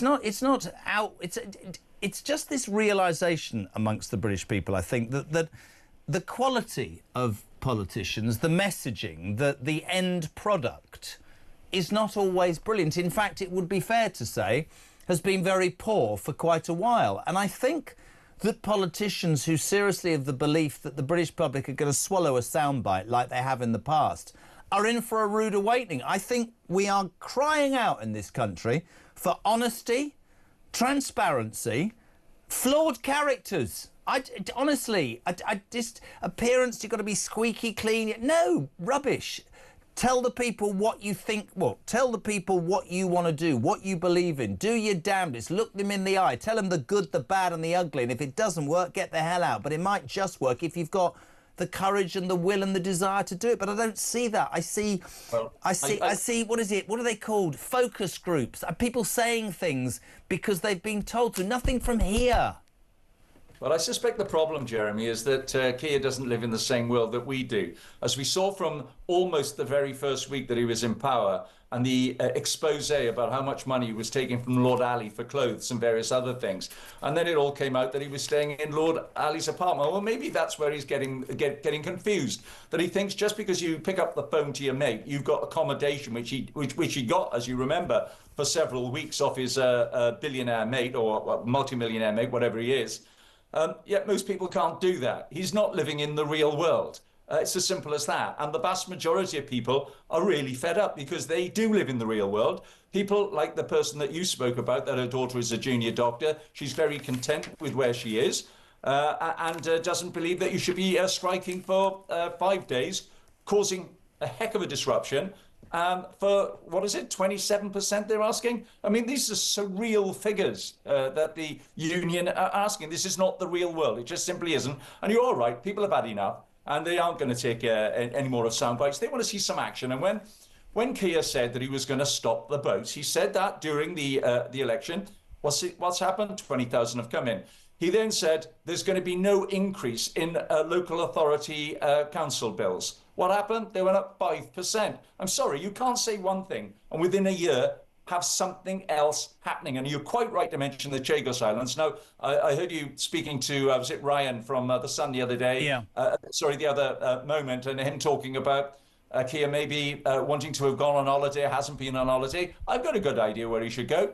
Go to Mauritius, Keir. Go and have a couple of weeks in Mauritius and see the smiling faces of the people there who are now going to get a tax cut thanks to the British taxpayer and you giving all those billions in order to give away an island, the Chagos Islands, that we already owned. None of this adds up, and people have had enough. They really have. You're absolutely right, and you've won the golden buzzer moment on today's show because we've just had a story handed to us which is absolutely fantastically appallingly, greatly, awfully wonderful.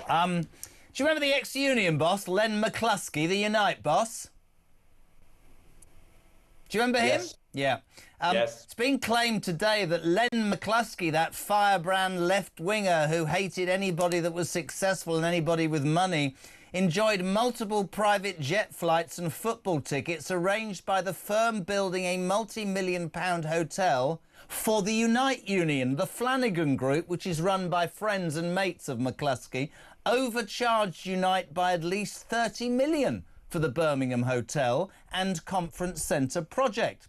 It also found Mr McCluskey overruled advice from staff and the union's lawyers in signing that construction contract. Unite's own report said that private jet flights and football tickets were consistently organised and paid for by the Flanagan Group, and there is no indication that Mr McCluskey later reimbursed them. McCluskey's lawyers have told the BBC he paid for his own travel and, to his recollection, maybe some of the football tickets. He denies he's overruled staff or lawyers, and his lawyers are denying the whole story. But isn't it damn interesting? Isn't it interesting how the left wing who hate success, they hate people that make anything, they can always in the end be found out, can't they, Nige?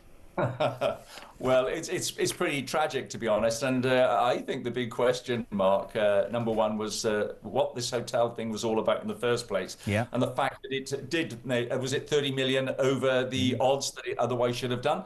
All I think of in comparison is if it was a local authority that was doing this and they were in a similar situation, there would be a full inquiry.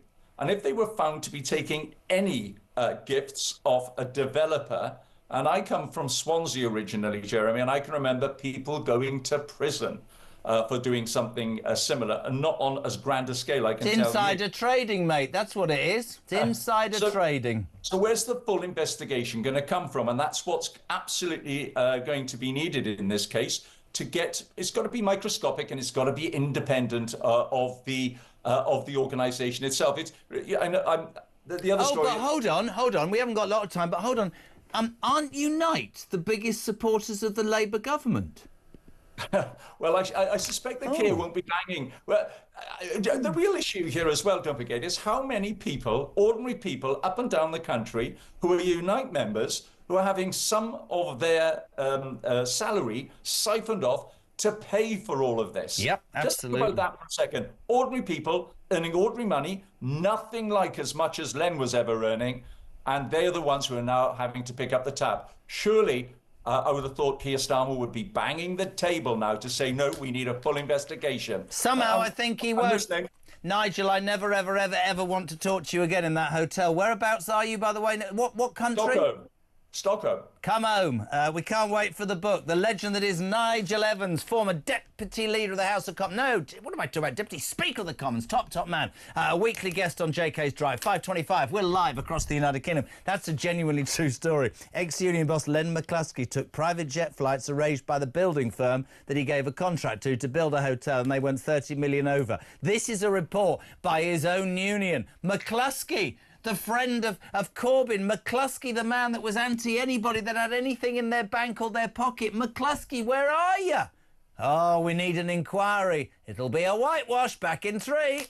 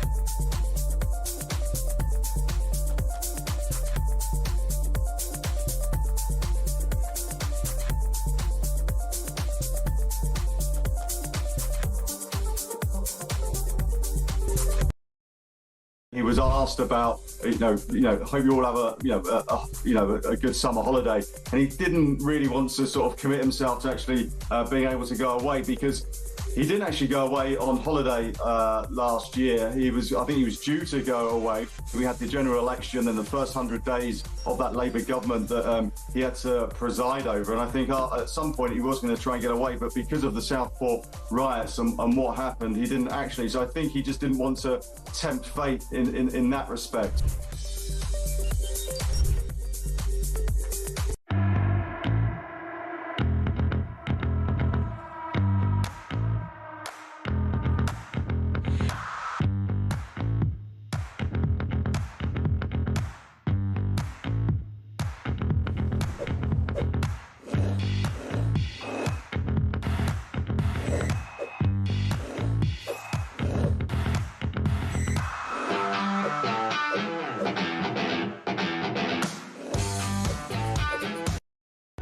Across the UK, on DAB+, on your smart speaker, on your smart TV, and on your side. This is Talk. About 5:30 exactly. Jodie is producing this show this week, and she's quite a hard taskmaster. She said, crack on, come on, get on with it, telling me off. Have a look at the worm. That didn't sound right. 0344 499 1000. Bill says they should say to the striking doctors, you're in breach of your contract with the NHS, me old son. If you strike, you will be sacked, lose your pension rights and pay back all your loans. Stuart Brown says, can the junior doctors really believe that they're worth all that money when they can see so many other people struggling? What are their morals? Do they have an ounce of patriotism in their bodies? Maybe not. Let's take a couple of calls. Let's go to Yorkshire. Lizzie, you're on Talk Drive. A very good afternoon to you, madam. How are you? Good afternoon, Jeremy. First of all, love your show, love Talk Radio. Thank you. My daughter is a junior doctor. Yep. No, she hasn't voted to strike. Right. But that does not mean that some of them who have not voted to strike are happy. For example, when you decide to be a junior doctor, you probably decide to be a doctor when you're 14 years old. So you choose the right GCSEs, so you can choose the right A-levels, etc., etc. Yeah. And a lot of people have an argument, oh, well, you should have seen what the wage was and changed your mind and gone and worked at Tesco. For example, at Tesco, if you are a baker at Tesco, you're on £14 an hour. An F1 junior doctor is on £17 an hour. And that primarily is the issues that they've got. It's not the junior doctors who've been a junior doctor for 8 years and are waiting to get a consultancy, and they're on over £60,000 a year. Yes, it is these young ones, which I know you said some of them look like they're 11, but they're not. They're 24 and 25 years old, and they're on £17 an hour. You talk about Hippocratic Oath, and I would say that the NHS and the managers of the NHS potentially break the Hippocratic Oath every bank holiday and every weekend, because there's not enough staff, but they will always support the unit, support the patient, and work damn hard. I do not know young people at 24 and 25 who work so hard, take on so much responsibility. Are they represented? Okay, and I'm really pleased to get both sides of the argument. I had a mother on who said her daughter is happy with her wages. You might have heard the call, and feels coerced. Maybe she doesn't know that a baker at Tesco's on 14, and I'm not knocking bakers at Tesco. No, but my point I want to ask you is this. A lot of people who listen to this show say you always talk about Thatcher. Thatcher brought in the clothes shop in the 80s because strikes were out of control. You've got to understand, I'm not just dissing any, I'm giving you both sides of the coin. In the situation this country is in right now, and trust me, we are more skint than we've ever been. We've got a government that's paying £111 billion a year interest because it's completely inept, voted for by the British people. We have no money. The optics, and I'm sure you'd agree with this, Lizzie, of asking for 23% and getting it, and a year later wanting another 23%, and using that old adage of we're behind the eight ball, is not a good look. I would suggest this, and I could be wrong. What would happen if the BMA stopped being so militant and allowed its members to vote privately? Do you think there'd be a strike? I must admit, I know very, very little about unions, on the rules and regulations to strike. I know very, very little about the BMA. But what I do understand is I know how hard these people work, and I know how hard it's been for them to get to where they are with approximately £80,000 worth of debt. And it's demoralising when you've got such a poor quality of life. You can't book the most advanced you can book your holidays in advance is 6 weeks. Another thing I'd like to ask the BMA is whether actually it is about, because I hear different sides to this argument. I hear sometimes that it's about the conditions of their work. So is it that or is it money? I really hear your side, and I'm not against that. But I would say my argument is with a militant union that has done over the Labour Party and is holding a gun to their head. And I'm just saying that optics-wise, when you consider what's going on in the country, not great. Really appreciate your call. Don't think me rude. Got to go, Lizzie in Yorkshire. Very quickly to Steve in Lincoln. You've literally got 1 minute, Steve. Go. Can the doctors going on strike not be charging medical negligence if someone dies? What do you say to the last lady who says her daughter works 80 hours a week for less than a baker gets, or just a little bit more than a baker gets at Tesco's? That's not really the point, is it? It's the blackmail element that they brought in within about 2 weeks. Oh, we're going on strike for 5 days, and pay us or lump it. I think I've got the answer. I think Thatcher was right 40 years ago. Tell the BMA to hold a private closed shop vote on whether the junior doctors are all as militant as the BMA would have us believe, and I think that might be the answer. Thank you to Steve. Thank you to the caller before as well. Sir, 5:35. I'll tell you who we want to get on. A former NHS Trust chairman, good friend of the show and the station. He'll give you the answers. Roy Lilley. A very good afternoon, sir. How are you? Jeremy, good afternoon.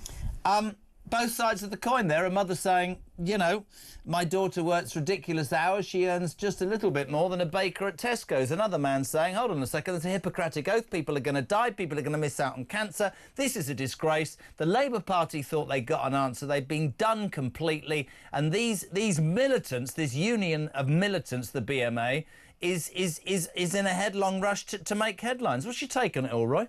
It is. Well, I guess, they're both right, aren't they, in their own way. What happened to the BMA is, in my day, it was like a gentleman's club, and we used to go there for lunch and have a very nice time. But it was taken over in about 2009, 2010 by a group called Doctors' Votes, which were younger doctors. They were much more militant. And it's very much like what happened to the Labour Party when they were taken over during the Corbyn years from within the Labour Party. These doctors took over the committees, the key committees. They took over the chairmanship of the Junior Doctors Committee, and they're much more militant. And they went on strike. And I remember you and I had a conversation last time they were on strike. And, you said to me, do you think they'll go on strike? And I said, yeah, I think they probably will. And they did. Much against everybody's, everybody said, no, doctors will never go on strike because that's not what doctors do. Well, they did, and they held out, and they got a 2-year deal. At the time, I said it needed to be a 3-year deal to tie off the end to try and get them back to the pay restitution that they wanted. It was a 2-year deal. Starmer really gave them like a deal with no strings attached. We got nothing for it. They just got paid a lot more money. And here we are again, starting again. And we've heard tonight that it looks like the talks have collapsed. And by Friday, we'll be trying to manage another 5-day strike. And let's just talk about what we're told is the reality of that 5-day strike. Ladies and gentlemen, listen to this, 250,000 missed appointments and an £87 million bill for the NHS. That's going to be the crippling cost. Let's talk about what my suggestion. Do you think if you held a closed shop election, and I'm being deadly bloody serious here, do you think that the BMA is misrepresentative of its members? I'm just worried. In the 80s, Red Robbo and that lot who ran with ruled with an iron fist. If you didn't go on strike, you were abused in the street. Your wife was abused at the school gates. Do you think these doctors are all as militant as they're being made out, or are they being led by people with a political agenda? What's your thoughts, Roy? I think it's a political agenda. Yeah. If you look at the numbers, they had to get 50% to get it over the line. So they got 50% turnout. But then, if you look at the percentage of people who voted for a strike against the number of so-called junior doctors, they're resident doctors now in the country, a lot, of course, don't belong to the BMA. So I think it is a minimum who's voted for a strike. But, now the big issue is trying to manage around this because, You'll have to start cancelling operations. You can't have people in hospital recovering if you've got no doctors to look after them. You can't have elective surgery taking place now if you've got no doctors, if something goes wrong. And then after the strike, you've somehow or other got to catch up with all the people who've been knocked off the waiting list. And it's not only that, Jeremy, it's families. Because, if you say, your mum is going into hospital for a hip operation, it's likely that you'll take a few days off work, you take annual leave to make sure that when mum comes out of hospital, you'll be there and you're going to look after her. Now that's been cancelled. You've lost your leave and we don't know when mum's going to get back on the list. This is very destructive, not just for people who are running a hospital, but it's for families as well. And this ricochets through the system for a long, long time. It'll take a month or two to get over just these 5 days. We had a response from the NHS. Professor Meghana Pandit, the NHS Co-National Medical Director, said earlier, patients and clinicians from across the country will be extremely disappointed at the BMA resident doctors' committee's decision to press on with disruptive industrial strikes. This new round of strikes by resident doctors will no doubt be incredibly challenging for the NHS, and whilst local services are working extremely hard to minimise the impact, as they always do, some disruption to services is inevitable. That's on the back of the BMA, the militant BMA today saying to patients, you might not be safe during the strikes. I don't think the public are going to ever forgive junior doctors for this. Thoughts? Not at all. I first of all, I think the guy that's made that statement is tiptoeing around it, because when the strike is over, and it will be over eventually, they've somehow got to work with the people who've been on strike. So they're mindful of the impact on the workforce generally. But as far as the public are concerned, you've only got to look at the polling. I mean, whereas previously, I think the public were sympathetic to the strike as much as it was a shock. And they were sympathetic, of course, to the nurses who went on strike for the first time in living memory. This time round, I don't think so. I think you're up some of this when you introduced it, when you said, the economy's down the drain, we're all in the same boat, don't be greedy. And I think the public get that message, and I don't think the junior doctors will get public support. But you don't know what, I tell you what, they don't care. This is a very, very different group of young people in the medical profession. They don't care. No, they're very militant. Sean says, Jezza, surely being a baker at Tesco's is a job and being a doctor is a vocation, and they're different choices. Well, that's quite interesting, because there was a time, when you had a where you had a career in the NHS as a doctor, you had a job for life. These younger doctors now, they want a job and a life. And part of that is true. They aren't treated well. There are a lot of structural problems in the NHS about the way they're employed. And I thought Streeting was going to have a go at that to see if he can bring the two sides together. But I think they turned it away because they say, we just want the money. But these militant young doctors are a very different breed. And, when you trot out Lord Winston and Professor this and Sir that, and say, well, in my day, we'd never gone on strike and this is terrible. It cuts no ice with these people. Lord Winston's left the BMA this week, though, isn't he? Yes, he has, but I don't think that, you know what, I think the junior doctors just give him the finger and say, well, that was in your day. In our day, we want better and we want better terms and conditions. I tell you what I'd do. I'd do something about their pension pots, and I'd want a contract for 10 years if I was going to train them. Listen, always great, Roy, to have you on. Really interesting as ever. Thank you, my friend, Roy Lilley, a former NHS Trust chairman. Friday, it's going ahead, apparently, the doctor strike. They've said that. The NHS says there could be a few difficulties. Truth is, they reckon 250,000 people will miss appointments, operations will be delayed, and it'll cost the NHS, which is on its arse already, £87 million. Let's go to the phone lines. Let's go to Liverpool. Joan, you're on Talk Drive. Good afternoon, sweetheart. How are you? Hiya, how are you? Not bad for an old 40-year-old, 60-year-old bloke. Whereabouts in Liverpool? My favourite place. Whereabouts? West Derby. West Derby, posh there. Posh in West. Even Jodie went, ooh, that's nice. Right, what you got for me? I'm just saying, I'm on duty tonight. I'm a registered nurse and I am temporary employed by a trust in Liverpool, like many registered nurses are. We're constantly away part-time. And on the 2nd of June, the trust that I work for has just took £2 an hour off us.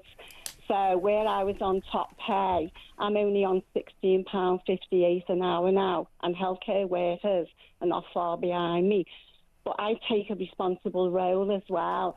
And when we've questioned this and we've emailed the trust concerned, I don't know if it's other trusts as well, maybe people will get back to you, but I've just lost £2 an hour, which is £200 a month I am now down. And we got told that the trust concerned has run out of money, the budget. Can I ask you, I'm really pleased you called. Again, I'm not an expert, right?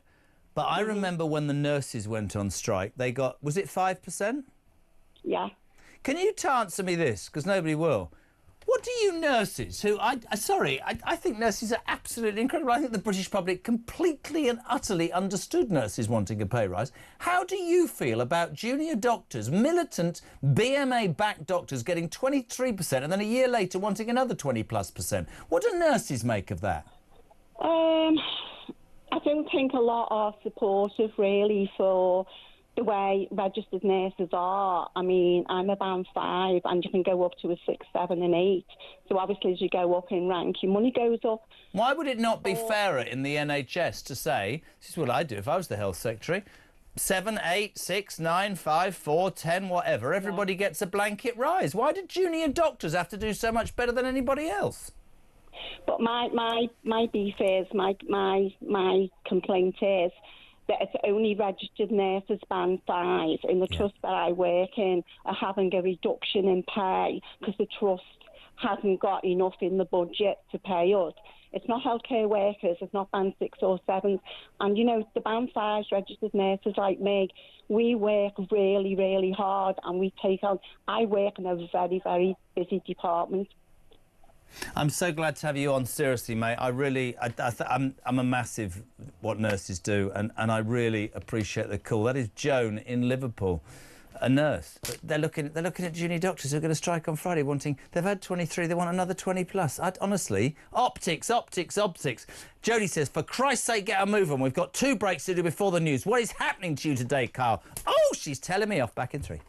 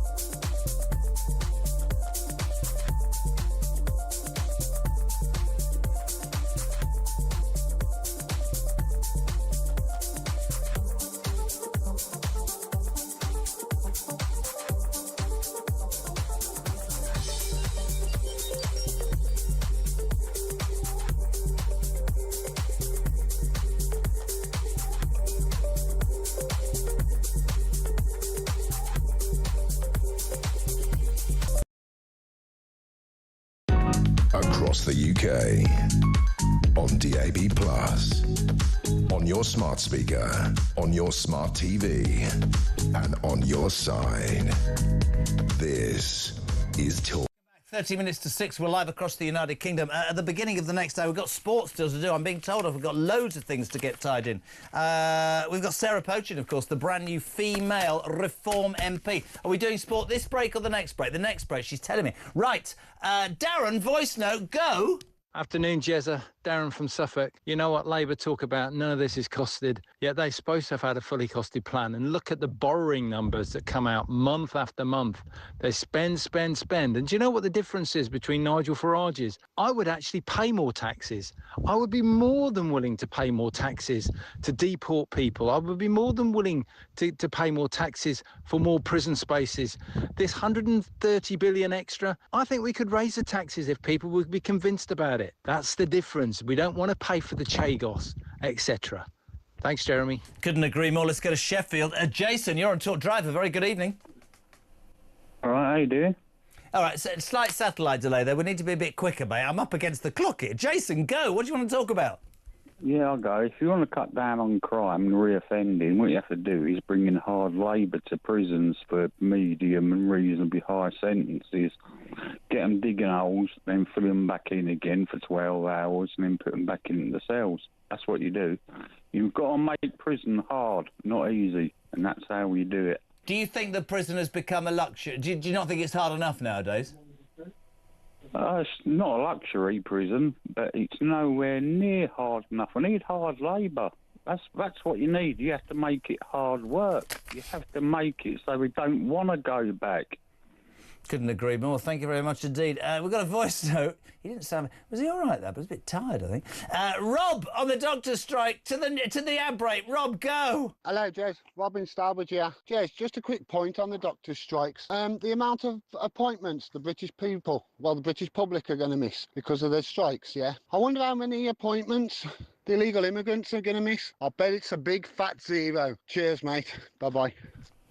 Couldn't agree more. I'm just going to do it. Yeah, is that bloke in? Never mind. Anyway, listen, there we go. 10 to 6. Apparently, according to Jodie, top producer and legendary person on the show. We're going to do sport next on Talk Drive. Coming back.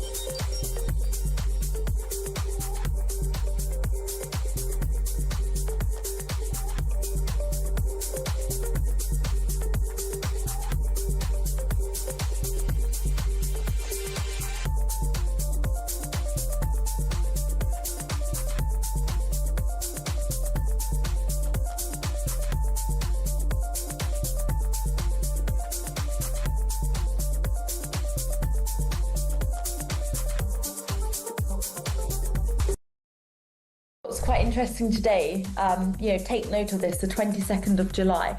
We've just seen Labour's new immigration reforms for skilled visas has come in. So I think, they've seen that the numbers of small boat crossings is now plus 46,000 this year alone. And now they're trying to reduce the actual number of skilled visas by £100,000, sorry, 100,000 visas a year reduced.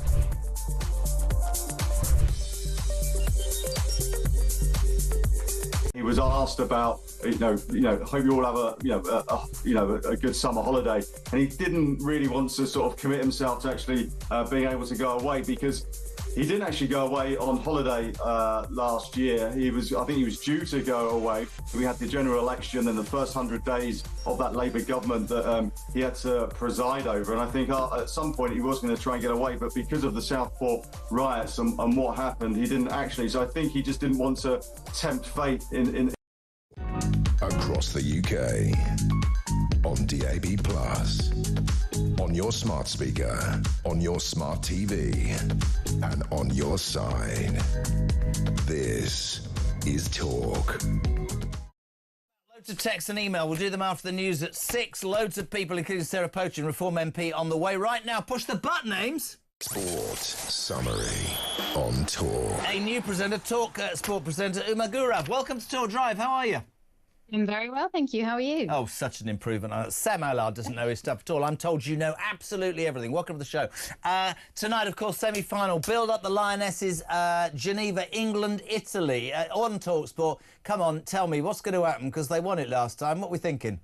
Oh, they're going to win again, comfortably as well. I'm predicting like a 3 or 4-0. Are they? I think the Lionesses, yeah, they're going to do great tonight. I think they've got a lot to make up for after the Sweden game. I don't think any of us want to go through that penalty shootout again. It was a difficult watch for England fans. I think we'd all like to keep the heart rate nice and low today. So let's hope, in the spirit of the show, they keep things nice and snappy, get it done in 90 minutes, hopefully score a few great goals and get themselves ready for the final and to defend their crown. Absolutely true. And people always say, don't they, what the Lionesses have achieved and what it's done for female football across the United Kingdom is absolutely astonishing. The response to their success, and they always say, look, the men haven't won anything, and it's true. There's been, it's quite interesting, at the beginning, obviously they lost that first match. In essence, you could probably look at that now and say that was a good thing, that it focused their minds. There were a few problems before the tournament, a few established names and stars who had been dropped or had decided to walk away for personal reasons. Maybe that was the reset they needed, Uma. Yeah, for sure. And I think in terms of building their resilience and actually putting a hurdle in place, so they had to go, look, we need to come back from this. We have to start seeing every single game as a knockout game. They were already seeing their group games as must-win games, and that's been so important now. Going up against Sweden, maybe that was the edge that they needed, that resilience in the penalty shootout. One of the longest penalty shootouts I've ever seen. And, I don't know how they came through it, but I think maybe it was that tiny little edge. And everybody who'd been criticising them after that France defeat, I think they were able to finally stand up and say, look, don't count us out. Don't ever count us out of this kind of tournament, because this is what we can bring to the table. And I have a feeling that today is going to be a big statement win. Serena Wiegmann, we know how strong she is, the power she's got amongst her ranks, and I think the Lionesses want to prove a lot tonight. Be very interesting live on TalkSport. Manchester United signed Brian Mbeumo eventually for 71 million, and Marcus Rashford, who doesn't deserve the move, passes his Barcelona medical and has signed on loan. Lots of comings and goings and big names in the next couple of weeks. Yeah, but it remains to be seen what this means for Manchester United, whether, of course, Brian Mbeumo is going to be a success at Manchester United. I think he's been fantastic at Brentford, had some great seasons, some great performances. He scored some absolutely fantastic goals. Can he kind of buck the trend of players who go to Manchester United and perhaps don't perform as well as they should be? I'm sort of surprised anybody... I'm being completely serious when I say this. I'm surprised anybody wants to go to Manchester United. I mean, you look at the strength at Liverpool and what they've spent. You look at what Arsenal have done as well, and you look at it and you go... I understand the kudos from the past for the name, but it seems to be a graveyard, as you quite rightly say, for people with potential who end up just not performing. I think that's exactly what it is. Brian Mbeumo's come out and said, I had to take this deal because as a child, I wore that Man United shirt and that was everything that I wanted. I've always wanted to be a Man United player. And I think in the back of your mind as a player, you probably have that sense that I'm going to be the one who breaks the pattern. I'm going to go in there and I'm going to turn the club around. Someone has to. You have that sense that they can't stay this bad forever. I think there is going to be a player who goes in and is successful. Maybe it's him. Who do you support, by the way? I do support Manchester United. Oh, God. On a serious note, then, as a fan, right? Before we talk golf.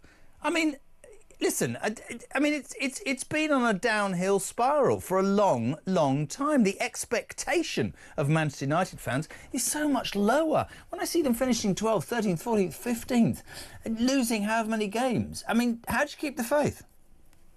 It's hard, and even on TalkSport today, I had Alan Pardew talking about how he thinks Manchester United are in serious danger of relegation in the coming season.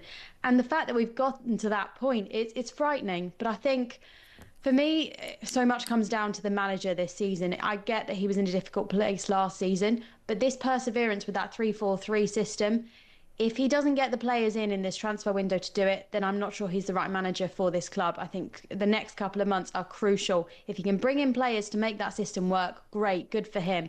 But if not, then they need to find a manager who can turn around something with the players that they have. I think there are times with football teams where they dominate for 3 or 4 years. You think about the Arsenal Invincibles, you think about Manchester United, I think Liverpool, and they've gone out and spent 220 million quid, for Christ's sake. I think that Liverpool will dominate for the next 3 or 4 years, as Man City did. It says here, I'm a massive golf fan. Spain to host the Ryder Cup for the second time in 2031. Of course, we go to Bethpage in New York, then we go to Adair Manor, JP McManus's place, in 2020. I can give you the next captains. You won't believe me, but I could tell you categorically 2027 and 2029 will be back in America. I'll tell you what's going to happen. No, I'm not going to tell you. I'll let you work it out for yourself. Oh, and you have to tell us now. I think a deal will be done between Live Golf and the PG and the European Tour very, very soon, and the PGA Tour. And I think you will find people who should captain the Ryder Cup, like Sergio Garcia in Spain and Lee Westwood in Adair Manor, will be at the forefront. But what do I know? Well, we'll have to see. Write it down. Heard it here first. I love the fact you're a Manchester United fan. Most of all, I love the fact that you're very enthusiastic about the Lionesses. All on talkSport tonight. I'm a bigger Lionesses fan, I have to say. The Lionesses are my number one. They're a bit more successful than Man United, aren't they, to be fair? Is it all on talkSport? Yeah. Is it all on talkSport? It's live on talkSport. The build-up starts from 7 p.m. There's also loads of content across the website, socials. Get on top of all of that. It's great. Please come back. We've loved having you on. Uma Gurav there ahead of the Lionesses semi-final tonight in the European Championships. Talk Drive.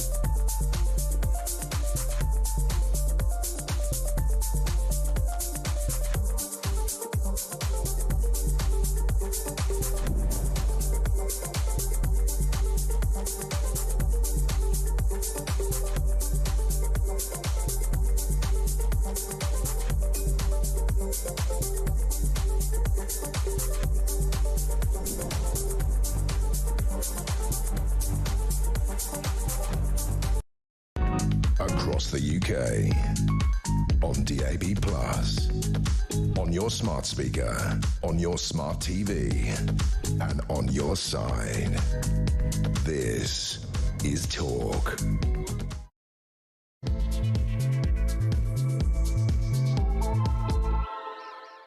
Back into the final hour of Drive for Tuesday. We're live across the United Kingdom. As ever, your show, whatever you want to talk about, 0344 499 1000. Text to 87222. Loads of you. Sharon, Darren, who's just called us a great point. I'd be more than happy to pay more taxes if we had a better standard of living and we spent that money on important things like less crime and no illegal migration. The BMA, says Rich, are the same as all other young donkeys. All they want is a big salary, a nice chair and position with no effort or hard work. They will end up with 300 grand in pension and still want more. We should say no. Chris Morton says the Tesco baker won't retire a millionaire. A lot of junior doctors will. Darren Pollen says in Cornwall, how does a country borrow so much bleeding money from banks? Didn't we bail them all out? Someone earning a lot of money from us. What if banks said no more money? Then what? Seems to me the banks rule the world. And Michael Wilkinson in Lincolnshire says, when I hear Labour MPs asking where Farage will get 17 billion to pay for the things he wants to do, I ask myself, how much is Ed Millipede going to cost the nation with his stupid net zero dross?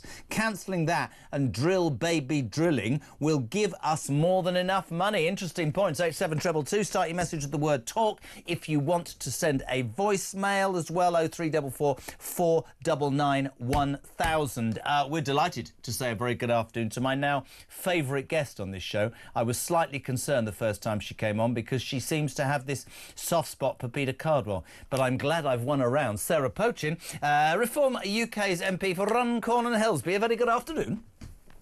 Hi, Jeremy. Yeah, you have won me round. Don't worry. What's with the red? You see, it's too Labour. I don't know what's going on. No, I'm joking. Listen, we had red earlier. Delighted to have you, Sarah. Thank you so much indeed. I was watching you sat next to Nigel and this massive announcement, and I'd like to talk in some detail about it if I can. Nigel saying, Farage, that Britain is on the brink of societal collapse and saying that lawless Britain needs to be attacked. I should tell people, because I didn't know this about you before you were on the show last week, that you're an ex-magistrate with 20 years of experience and that justice and law and order is central to why you got into politics. He has, and I quote, said, I'm going to halve crime. I'm going to put new police officers, 30,000 on the streets. I'm going to end this crazy early release of violent offenders. He's promised so many things, zero tolerance, more stop and search, people who are foreign criminals to go home. I don't know, actually, very quickly to ask you, is he also saying something that I am so hard on, which is if you get 5 years, you should serve 5 years. If you get 10 years, you should serve 10 years. You shouldn't be able to halve it by being good and being back on the streets again. Is he saying that? Well, what we're saying is, you know, when I first became a magistrate, you served your sentence, and here we are now. For years now, offenders serve half their sentence. This Labour government is now actually talking about reducing that to a third. So, in the current justice review that's out there, this Labour government want to propose that defendants only serve 1/3 of a sentence that a magistrate or a judge awards them. I mean, what is the point of giving somebody, say, a 2-year sentence and they serve, 6 months? And what you actually find is that often they get out even sooner than that. And of course, this Labour government is using this ridiculous, in my opinion, and in Reform's opinion, this ridiculous policy of early release of prisoners because the prisons are full. That is not a solution. Why are we letting out dangerous criminals onto our streets, putting the public safety at risk? Because the prison places, there's not enough prison places. What we should build them be doing, then. Build 10 more prisons. I don't get it. But can I just say with Nigel, and I was listening to all of it and watching it, and of course, did it yesterday, on came a Conservative. It's all on the back of a fag paper. It's not priced. And he came out and he said that he believes it would cost an estimated £17.4 billion. And he says that he claims that could pay for itself because of the impact of crime on society. Now, I understand Labour and the Tories because they're probably panicking. They're going to go, hold on a second, how are we going to pay for that? But we just gave 16 billion quid to Mauritius and the Chagos Islands, which means that everybody in Mauritius isn't paying any income tax for 12 years or 12 months, and their national debt's gone. We gave 11 billion pay rises to the junior doctors who are going back on strike on Friday for another thing. I would suggest, and I've had quite a lot of calls, I wanted to say this to you actually, it's really important, that I've had about 5 people just come straight on and say, I'd be happy to pay more tax if I thought the tax was paying for the things that matter to the British people, Sarah. And not only that, Jeremy, we've heard, haven't we, in the last week that another 7 billion was found to let in 18,000 Afghans. We don't know who they are. They haven't been vetted.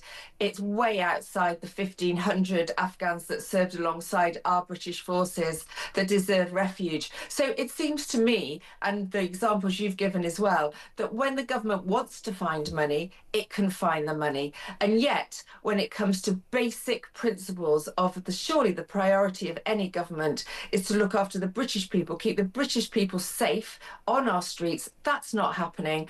And releasing criminals early is a way simply of freeing up prison places. You know what Reform would do? As soon as we get into power, we will come out of the ECHR, stop all of this woke Labour left-wing industry of human rights lawyers that have been allowed to grow up through the Labour government, through the 14 years of the Conservative government, and now yet again another Labour government. Are you concerned? I have to ask you this. As a potential voter, it concerns me. I buy what you as a party say. Many people will tell you that the machinations of Westminster, the fact there are 10,000 civil servants, and that there are, legal challenges and human rights laws and all of this, is that actually even those with the greatest intentions find themselves blocked. How much can the electorate believe Nigel and you guys say when you say we will do everything in our power to bring in, if you elect us, what you've said you wanted? How sure are you? How can you say we'll leave the ECHR when we know it's going to be so difficult legally? Are you going to have plans in place beforehand? Look at what other European countries have done. I mean, Germany have now got strict rules about this. I think they're still in the ECHR. Yeah. This is about the will of the government in power. The Tories haven't had the will. They've been far too concerned about, human rights and not being labelled racist or whatever subject we're talking about. We have to come out of the ECHR. We have to change our human rights bill. We have to absolutely distance ourselves from the European Court of Justice. But despite all that being in place, on day one, we can deport 10,400 foreign national offenders from our jails, stop this ridiculous policy of early release of prisoners. Let's just do it. We either send them home or we send them to an interim deportation centre offshore, and we free up those prison places. Are you going to be the Justice Secretary if Reform win? I very much hope so. Good for you. Fair play. Can I just say, you should be slightly worried, though, Sarah. I'm saying this with a smile on my face. The Labour Party seems to have woken up to a couple of things today. Deputy Leader Ange has said that ministers must accept the real concerns that people have over immigration. No. Anyway, and then even worse than that is the Chancellor. She stopped crying and she told a parliament... Well, you've got to watch this clip. This is Rachel Reeves this afternoon to a parliamentary committee. Can you watch this for 27 seconds and try not to laugh, please?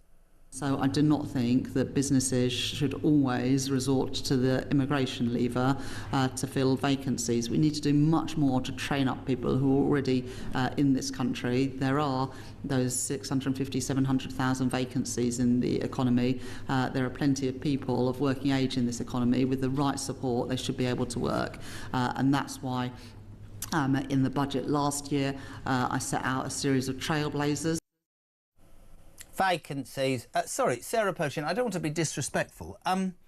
She's told that companies should not always resort to immigration to fill vacancies. I thought this all started with Blair, where he opened the borders and said, come in, and the result of that was that wages were crushed and people who are sat on the dole who have no motivation have even less motivation. Not the people who can't work, but the people who don't have to. That's a bit rich, isn't it, from Rachel Thieves? This whole situation is an utter mess. The Labour government have no clear policy. I can't believe that anyone in the British population has any confidence whatsoever in this Labour government, because they are U-turning left, right and centre. They can't decide what their policies are. Look, the fact is that far too many people who are capable of working are on benefits. That's why we have a spiralling benefits bill in this country, and that's why we're effectively heading towards bankruptcy unless we do something to stop that happening. People have to get back into work, and reform would be very tough now on the assessments. I mean, look at what's happened. Labour have now said that anybody who's currently at a situation on their benefits claiming disability allowance, for example, will not get reassessed. Reform are saying, no, you need to bring back face-to-face reassessments. Yes. They, of course, went out Let's under COVID. remember what happened during COVID. I don't know why there is a this is where I support reform, is there is a discussion to be had, not even on radio stations, television stations, within Parliament. Go north of the M25 and the people want to know about the NHS. They want to know about the benefits bill. I have sat here for years and heard people say to me, all the people on the dole are mentally ill or disabled. That is absolute rubbish, right? There are unfortunately people who are able to garner the system, who have found a loophole, because we're soft, aren't we? And the benefit system has now become, for some, underlined, a career choice. It was never meant to be that. The NHS burns through money, and we have this sort of revered view of both. Oh, we better not say anything about the NHS. It's brilliant. It should be free at the point of...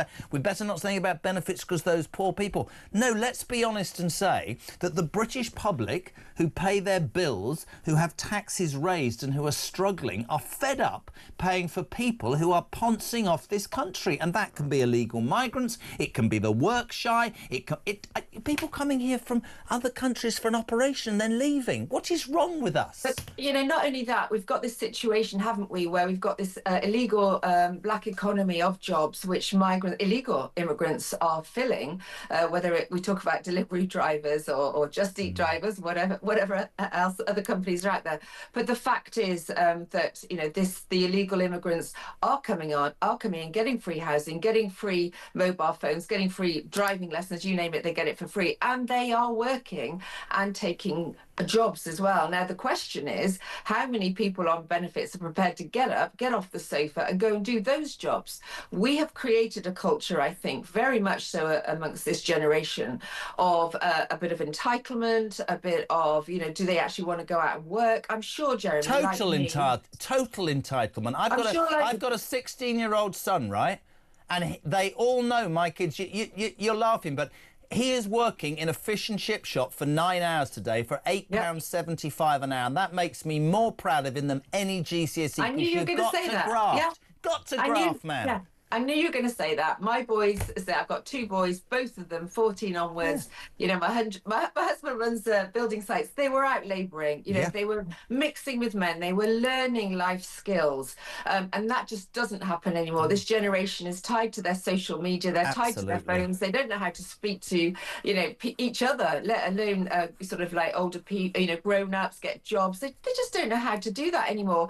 And I think it's a massive culture issue that we need to get these youngsters out to work. My first job at 14 was washing up in a cafe, but I did Mine was stacking geesed bananas on £1.65 an hour at Marks and Spencer's and a pair of woolly gloves, and I hated it, but you had to go to work. I always... All of mine, I don't care. I don't understand how we've bred a generation of people who think it's OK not to. For me, I've said this before, I've never said it to you. They tell me that we needed migration in the mid-90s because we didn't have people to fill jobs. And then I look at the 4 million plus, actually, who are on benefits, and I'll accept that half, many are looking, can't work, but there are many who are not looking. Yes. Now, I would make those people, right? I would make them be hospital porters and do the jobs that need filling. I'd close the borders and I'd say to those people, we as a society are paying you money. I want something back. You get something on your CV, you get motivated, you get off your ass, however you want to describe it. We as a community, as a society, expect something back for our money. We're not going to pay people to come here and fleece us. And to me, that makes perfect sense. Sarah. It all comes back, doesn't it, to the benefit system. At the end of the day, you know, no government has got tough on this benefit system. The Tory government should be utterly ashamed of themselves how they've let this continue. And of course we know under a Labour government, look at the infighting that's now going on in the Labour camp. I mean, I see it in the chamber. You know, there's such unrest now because they're fighting each other about what to do about the spiralling cost of benefits. The reality of government is, I mean, the other great one is the housing thing. Starmer, I mean, that was... Oh, my God. We're hearing, I mean, that's called putting your foot in it. What did he say yesterday? There are plenty of houses available, social housing. And we're going, sorry, hold on a minute, dipstick. There's 1.3 million people on the list. And that's before you consider veterans and all the people in England that you don't seem to give a toss about. What is the man on? That is, I mean, they must have scrabbling last night thinking this man doesn't make any sense. Do you know what? He just literally goes from one disastrous comment to the next, one disastrous policy to the next, and one U-turn to the next. The fact is, yes, as you've just said, 1.3 million people that we know about are on housing lists, so that's sort of the official figure. But how many more sort of homeless on the street that we don't necessarily have a record of? But the point is, I know from my constituency of Runcorn and Helsby that hardworking British people are being pushed down the housing lists because of the will of the local councils and the orders of the government to house illegal immigrants. And do you know what? I went to visit one of the housing associations in my ward just at the end of last week, and there's a new development coming up. I think it was 215 all affordable homes in some way, shape or form, the whole development. And I asked them directly, how many of these homes have been already sidetracked, labelled for illegal immigrants? And they couldn't answer me. They wouldn't answer me. They said it wasn't their policy, but they had to fall in line with what the council says. Now, I'll keep a close eye on that. But we know, Jeremy, that our housing, our own British citizens are being pushed down housing lists. How Keir Starmer can say there's no housing problem is beyond. But I also thought it was quite interesting. He said that there's no housing problem. We know there's 1.3 million on the list. And in the election, he said, we've got such a problem with housing, I'm going to build 1.5 million houses. I mean, it doesn't make any sense. I'll tell you this, the final thing, and I'd love your response and Reform's response to this. I know I always appear angry, but this is possibly going to send me over the edge. Those ridiculous lefty BMA. I mean, this 5-day doctors' strike that starts on Friday, we are told, is going to cost the is going to cost 87 million more to the NHS. 250,000 appointments will be cancelled. It's going to have a profound effect. And yet, I'm told that actually, you know, we were told, weren't we, the Labour Party 3 days in, we've given them a pay rise, 23%, everything's fine. And a year later, they want 29%. There are people saying messages to us saying, what about the Hippocratic Oath? Why should doctors be able to strike like this? I don't think the British public are buying junior doctors at all. I think this is disgraceful, Sarah Pochin, don't you? I think it's an absolute disgrace. I think they got the highest pay award as soon as Labour got in, didn't they? Yep. They got, I'm not sure if it was 22% or 29%. No, it was 20. Anyway, it was 22 and a bit, nearly 23%. That's right. Yeah. So they've already had that. They're asking for this massive pay increase again. It's the BMA. They are so left wing now. I can't believe that they reflect the view generally of our, which we still call junior doctors. I think they're called something else now because they've been relabeled to be more, you know, whatever, woke. But the point is they want more money. If the BMA push this through, they will have no sympathy from the British people. We've got the bin men, for example, in Birmingham. You know, they're being told they're going to lose £8,000 each. You know, what on earth are we doing, even considering this pay rise for doctors? Well, I hope the Labour government do. I gave this earlier. I'd love your response to this. You can laugh at me. You probably will. When I think back to Thatcher and the closed shop, it was very, very simple because of the miners' strike. She said, if you want to strike, that's your right, but I'm not having people intimidated at work, their wives intimidated at the factory gates if you don't want to. You've been led by militant shop stewards and foremen who are making sure you do what they want. It's political motivation. So she brought in that you had to have the vote, the closed shop, and strikes in this country went down 90%. I would respectfully suggest that your party or other parties should say that organisations like the BMA can only strike if they have a legal, I don't know how you describe it, a ballot, because I can't, I'm with you, I cannot believe that a majority of junior doctors think that 40-something% in this climate, when we're skint, is either achievable or optics-wise is good. I think it's appalling. Really appalling. It's absolutely appalling. And look, we know people like the army can't go on strike because, you know, that's their maybe duty. the same for doctors, How is it that doctors can go on strike and put the health of the British nation at risk? They will have no support from the British people. Not now they've already had this whopping great pay rise, and you've got bin men on way lower salaries, really struggling to make ends meet. And you know, surely funds should be directed to those sort of people who probably really do justify. We need to sort out the bin men in Birmingham, for example. But Sarah, also nurses, 5%. Yeah. Junior doctors 23, and they want more. I mean, Who do they think they are? Sorry, I'd go further. I'd attack their pensions and I'd make sure they signed a... I'm sick of all these people being trained for years by the NHS and then disappearing privately. Yeah. Sign a bloody contract and give back something that we've invested in. Or then they go off to Australia. But the cost of putting those junior doctors through training, through the university, through training, it's absolutely massive. It's obviously, and quite rightly so, way, way more expensive than putting someone through a basket weaving degree, of which there's far too many, of course. But the point is, we need these doctors, but we need them to stay in this country. And if they've been put through the system in this country, I believe there should be a legal agreement that they work in our NHS for at least 3 years before they. Oh, I nearly said something naughty then. No, you did. Before they go off to Australia. I know. She nearly said. Sorry. Is there a degree in basket weaving? Oh, I feel like there's hundreds of degrees in basket weaving. How many young people come out of university and can't get a job? I realised, as a man who did the world's worst degree, history and politics, at the world's worst university, the University of Surrey, and got a 2-2 because he spent all the time getting drunk. This is genuinely true. I had this. I was driving somewhere years ago, and I said something like, "There's too many degrees and too many colleges." I'm not talking about elitism, but it's fundamentally wrong because I found out that at the University of Kiel, you can do a degree in marketing and brand management and specialise on the Beckham brand. You can get a BA in the Beckham brand. That's what's wrong with the world. There you go. My point entirely. Absolutely. And we need to bring back far more apprenticeships. We need to stop this telling all these young people that you've all got a right to university, you should all go to university. Why would you want to go to university when you're doing 3-year courses that can easily be condensed into 2? Well, you're getting my manifesto, because I tell you something else your party or some other party needs to think about. I don't agree with forcing kids to stay in education from 16. I'm old-fashioned. My son's going to go to golf college, but he'd be ready to go to work at 16. I think going to work and learning the trade and working from the bottom up is absolutely along with an apprenticeship. I could talk to you forever. I appreciate your time. What a lovely lady. See, I told Cardwell, he said no, she doesn't like you. She's I'm still waiting for my lunch invitation, Jeremy. Right. Well, listen. I will do it. I will. Why don't you DM me? What? Why don't you DM me, as the kids say? Doesn't that mean direct message? OK, I'm going to find out what the hell that means, but I'm going to DM you, Miss P, and I'm going to take you for lunch. That's a guarantee. Do you see that? Guarantee to Miss P on Talk TV Rubbish. Sarah Poacher, thank you very much indeed. This is Talk Drive 6:25.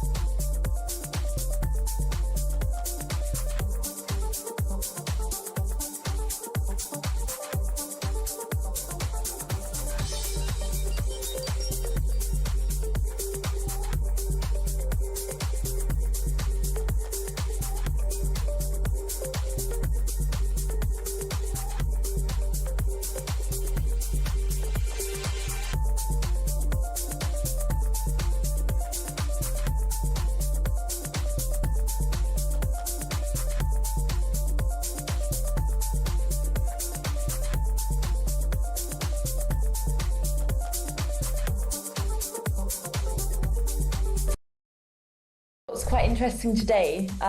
Take note of this, the 22nd of July. We've just seen Labour's new immigration reforms for skilled visas has come in. So I think, they've seen that the numbers of small boat crossings is now plus 46,000 this year alone. And now they're trying to reduce the actual number of skilled visas by £100,000. Sorry, 100,000 visas a year reduced.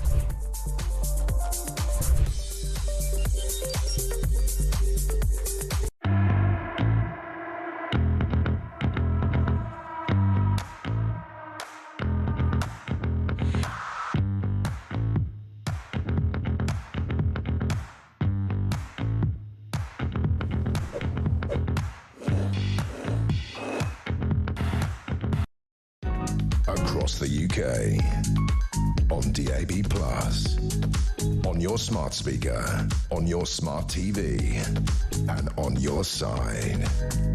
This is Talk.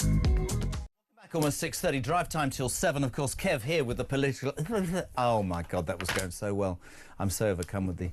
I just slid into Sarah Pochin's... I didn't, I don't know what that means. DMs before you say anything. 0344 499 1000. The girls are taking your calls. That's not a sexist comment. I'm surrounded by a bevy of intelligent and well-educated and talented girls, led by Jodie, who's producing the show. She asked me to say that. WhatsApp us a voice note, 0344 499 1000. We say a very good afternoon to the only gentleman who is a leftist gentleman. He was leftist, unless he's farther right than me now. He's the only one that's allowed in the show because and you love him. We have him on regularly. Matthew Talbot, how are you? Hello, I'm good. I'm a little bit. After today, I'm not doing TV for a bit because I'm burning out. It's get us. Jez, I've not had a day off. I've had 2 days off in 6 months. I'm trying to balance writing a book that I need to finish. I'm taking you're not saying on another no role. to me, are you? No, but I've got about 7 roles that I'm being offered, and I need to go and do some stuff and come back a bit fresher and you'll be all right. Less miserable about less miserable about the fact that the party that I asked to run this country. Yeah. Where do you want to start? I'm going to start actually away from Nigel Farage. I'm going to start with the Labour Party, if that's all right. Today, 3 things happened. The Deputy Leader of Labour, Orange, said that ministers must accept the real concerns that people have over immigration.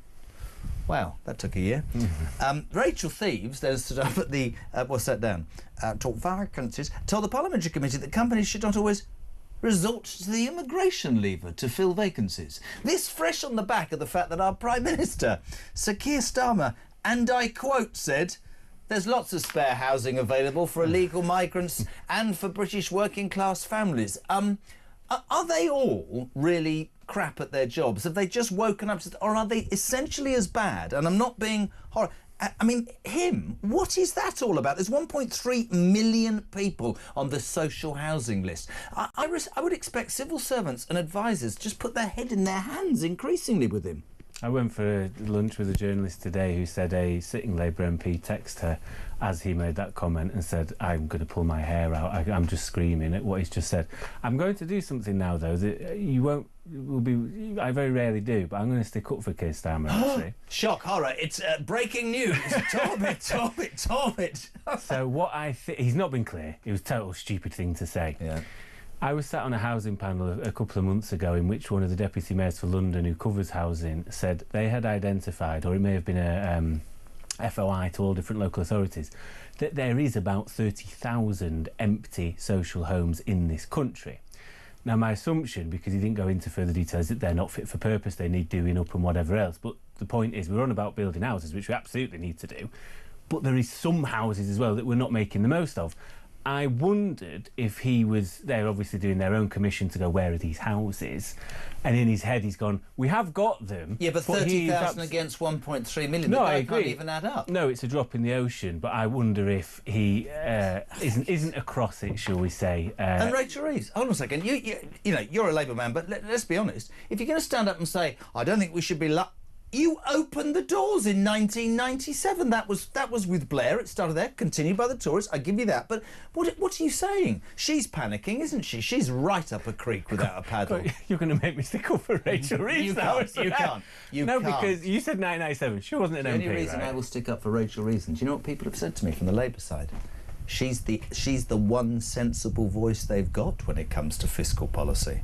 That's how bad it is. Well, it's easy to say, and this isn't me sticking up for it. I think, look, she wasn't there in 97. She's got to deal with what she's got to deal with now, right? So there's that. Yeah. However, if you're going to pass measures like a increase to the national minimum wage, which is fine, you can't also, which is going to hit businesses, put up the NICS rise. No, absolutely. Because that ends up purposely That doesn't inflationary create and growth. it's too much. So therefore, people are going to look at cheaper options, which tends to be cheap imported labour. So it's all well and good saying don't do that, but you're making life potentially hard and squeezing these businesses, aren't you? So what are they going to do in many ways? Right, so you've sort of stuck up for both of them, which is thrown me completely I will always be off. fair, Jeremy. Oh, you're great. Sometimes, Good man, we love you. Doctors. Now, I'm not going to have... I understand people will say to me, oh, behind the 8 ball. I'm talking about optics. You come from a working class family. You, of all the people I have ever spoken to on the Labour side, understand real men and women. For reasons, you've been homeless. We're not going to go into that, but you've experienced real things and you've done so well with your life, and I love the bones of you. But Labour's in a pickle here as well.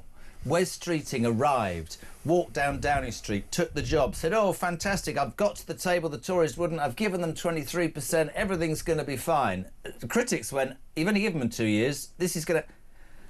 The optics of Friday's 5-day strike, 250,000 appointments lost, an extra 87 million to the British taxpayer for the NHS. You can't tell me that this has either been handled well by Labour or will be bought by the British public. I think this is appalling. I genuinely do. No, it's pretty bad. I think I understood the logic because the Tories had ignored them and not agreed to any sort of pay at all. Maybe a year ago, but not again, mate, when nurses got 5%. I mean, how does that work? Oh, no, what I'm saying is they've looked and gone, look, you know, they're still going on strike, the Tories are ignoring them. Why don't we try and essentially buy them off? That's like any negotiation. But he's been done. Pay. He looks like an idiot. Has. And listen, it's annoying. I totally get how annoying it is. I've got a personal stake in this myself. I tore my ACL playing football. 4 months I've been waiting now for an operation. I'm walking on one leg in agony. It's killing me. And stuff like this is going to annoy people like me. Are you hopping mad? Yes, just a little bit. That was rubbish, yeah. wasn't it? That, but yeah. no, it's not great. And I've said it before, and I got pilloried the other week by the trade unions. Don't be greedy. Right, we're all. I've got off the phone to my dad today. Everybody is feeling the pinch. Yes. We know this. Yes. But do you think a reform government will be more pro-worker and trade union than this government? No, I'll talk about them in a minute. But let's just say what you just said. Don't be greedy and expect people... This is my point. I keep saying it. I said it in a podcast about immigration. I liked the fact in the past that the United Kingdom morally sort of led the way, always seemed to do the right thing. Yeah, Think Ukraine. We are so skint we cannot afford the £111 billion interest on the money that our Chancellor has borrowed. So to find money down the sofa for the Chagos Islands or for the Afghan situation, and then to say to people, right, you can't have this and you can't have that. Everything going on, these people, after 23% a year ago, want a further... I made a point. I'm going to make you sit through this because you're going to hate this. Margaret Thatcher dealt with the miners' strike by saying you have every right to strike, but we're going to make sure that there's no intimidation run by left-wing shop stewards like Red Robber, who I used to interview in the Midlands. You're going to go into a booth and vote privately. Your wife isn't going to be abused at the school gates, and strikes went down. I wonder if this militant BMA represents the views of all of the... I wonder what would happen if it was a private vote. Genuine comment. I think I'm right in remembering that there wasn't a majority, and actually Labour have been bitten by the own unintended consequences of their own policy, which was they felt the 50% threshold that trade unions had to meet, therefore a majority of workers have voted on a majority turnout. You have to have more than 50% of workers and members, and over 50% of them voting and none of for them that. Turned out, did I think they? It was about 48 or 40, but it's not a majority. So they got half of half. Yeah, but so 25%. The point I was trying to make is if you're a doctor or a nurse or resident doctors, etc., you've got something out of this government. You would not get that from a Conservative government, unlikely from a Reform government. Have a little think about what making this government look even worse does to your potential future under a different government, potentially. That's where I think got to be a little bit more strategic. The reason we bonded was that you said on election night, about Starmer's amazing victory, that it would never get any better. You've said twice already this hour, this interview, a reform government is a distinct possibility. Nigel this week standing up and talking about societal collapse, tackling law and order, 30,000 new police officers, more stop and search, an end to early release, maybe El Salvador, more... Oh, did all of that, right? Immediate... I've had Matt Vickers on. Back of a fag packet. How's he going to afford it? Farage says, likely it'll pay for itself. Don't know if that's true. My point is, politically, antennae, optics, whatever, this man is talking, not just sound bites, this man is going into more detail about the things the British people want to talk about, which is law and order and his immigration and his defence. Those were traditional Tory things that they did. The Tories never talked about net zero or anything like that. They talked about law and order on the streets. What did you make of his speech? What did you make of the promises? What do you make of it? Is it cost effective? Do you think it's right, or do you think it's pie in the sky? If you are going to... I think the speech was fine. I think what I've noticed about Nigel, though, is he's a campaigner, and he's the most effective communicator in the country at the moment, political communicator, and his message cuts through. What I've noticed is if he's got to do detail, he sinks back a little bit. He'd much prefer to be delivering a bombastic speech, almost like a Prescott type, or Gordon Brown giving the tub thumping. When you've got to go into the granular, I don't think it necessarily A bit like suits Trump. Yes, exactly that. I think Trump would totally struggle. I don't think it would pay for itself, in the sense of if you were aiming to arrest and potentially therefore put into prison everybody that nicks a phone at the moment, you're going to need way more than 10,000 spaces. All right, but 17.5 billion. I put to you as a Labour supporter that your government spent 11 billion on pay rises and 16 billion to the Chagos Islands, which is 10 billion more than that figure. I would suspect, and I had people on today, by the way, saying I'd be happy to pay more tax if I thought it was being paid on things that matter, like law and order and like immigration, not housing Afghanistani men who might turn out to be wrong-uns, or whatever, however you put it, or the benefit system. So he is talking the language, isn't he? And you know, we can all sit here and go, we need more meat on the bone, but he's resonating with people. Listen, there's nothing more annoying. Thankfully, I've never been a victim of it, but most people in London have. And I don't get it, where you can have your phone or your AirPods or whatever nicked. You can see where it is on the GPS, and the police will not knock on the door. The likelihood is they'll knock on the door, say, give him his phone back, and then go, oh, you've got another 300 more, we've uncovered a ring. Why are you not doing that? So that is the sort of thing he's speaking to. People having their bikes nicked and the police going, yeah, what do you do, sort of thing. And I get that. I think where he may come unstuck on the detail, I saw Z Yusuf, I think, accidentally say that he was challenged that how many of the 30,000, when would that start? Is that 30,000 from now or at the next election? And he said, well, it'd be from the next election. Obviously, we're going to have 30,000 plus whatever Labour do. Labour are currently saying they'll do 13,000, so there'll be 43,000 extra bobbies as of the end of the next Parliament. Well, when you look at the press release, actually, that isn't true. It would be from now. So I think that's where the detail is. Well, you can't do it from now if you're not in power. Well, no, one of the things that I thought as well, and I actually the other day, just to finish, is you know, the Labour Party, I thought were going to be massively prepared. The first 100 days, Sue Gray, and actually they weren't massively prepared. I think that whether it's Advance, the Reform, the Liberal Democrats, the Tories, whoever wins the next election needs to have in place, one thing from Trump actually, from day one, from the get-go, you're going straight in and you're doing this, because I think the British public are fed up with waiting, and I think they're fed up with being conned. And I listen, what do I know? But he's speaking the language. The Labour Party seems to lurch from disaster to disaster, and Kemi Badenoch thinks it's a good idea to bring Sir James Cleverly back as Shadow Housing Minister. Listen, I like James. I think it shows. I think he should have been the leader. Well, that's what I mean. I think she's scared, and actually, what do you do? Keep your enemies close. But I mean, he's a man. He was the Foreign Secretary, for Christ's sake. What's he with housing? What's that all about? I think he's very good at the dispatch box, and therefore it'd be interesting between him and Angela. I would say it seems like she's scared. He is someone, when I've spoken to him, he's really not planning. He really isn't, even though Kemi's... he will be the next leader, though, you know that.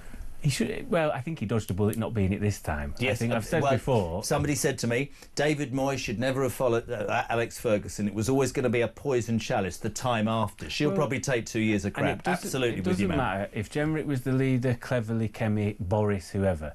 For me, they have a credibility issue. Yeah. We had that post 2008 and going into the coalition. You'll have it post 2029. If they talk about immigration, people will go, "You let them all in." Yep. And then if they talk about the economy, they go, "Shut up, Liz Truss. What about that?" Yep.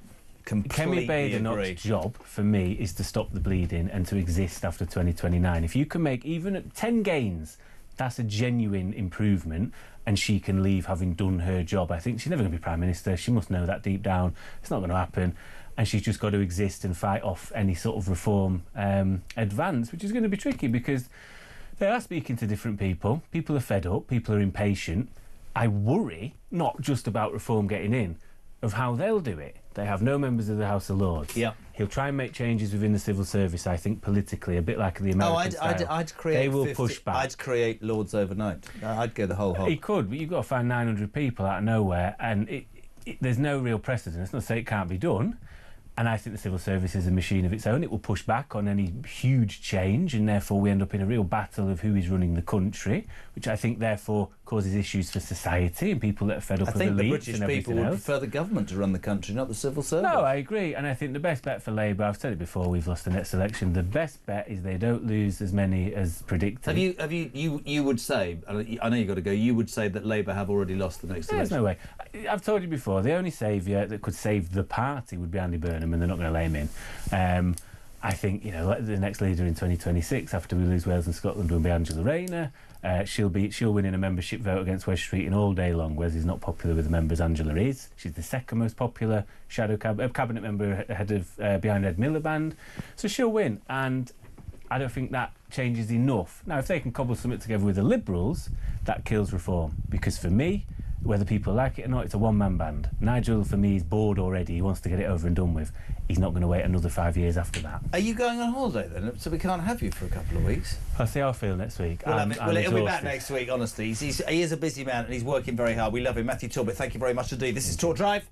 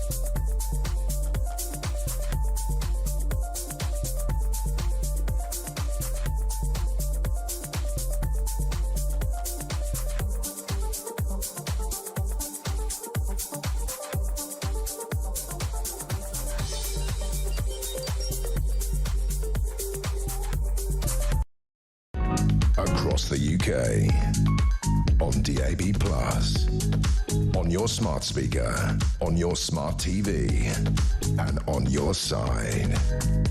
This is Talk. Giving some advice to a good friend of mine. 6:45. Are we doing a call then? What's going on here? I'll do some of these. Jez, I think Sarah Pochen is a future Prime Minister, says Ricky in Yorkshire. I'll let you know when I take her out for dinner. Lord Steve Templar, talk Sarah Pochen is our new Maggie. Alison, the BMA did have a ballot, but a lot didn't bother to vote, and a lot of doctors aren't members, so the loonies get the majority.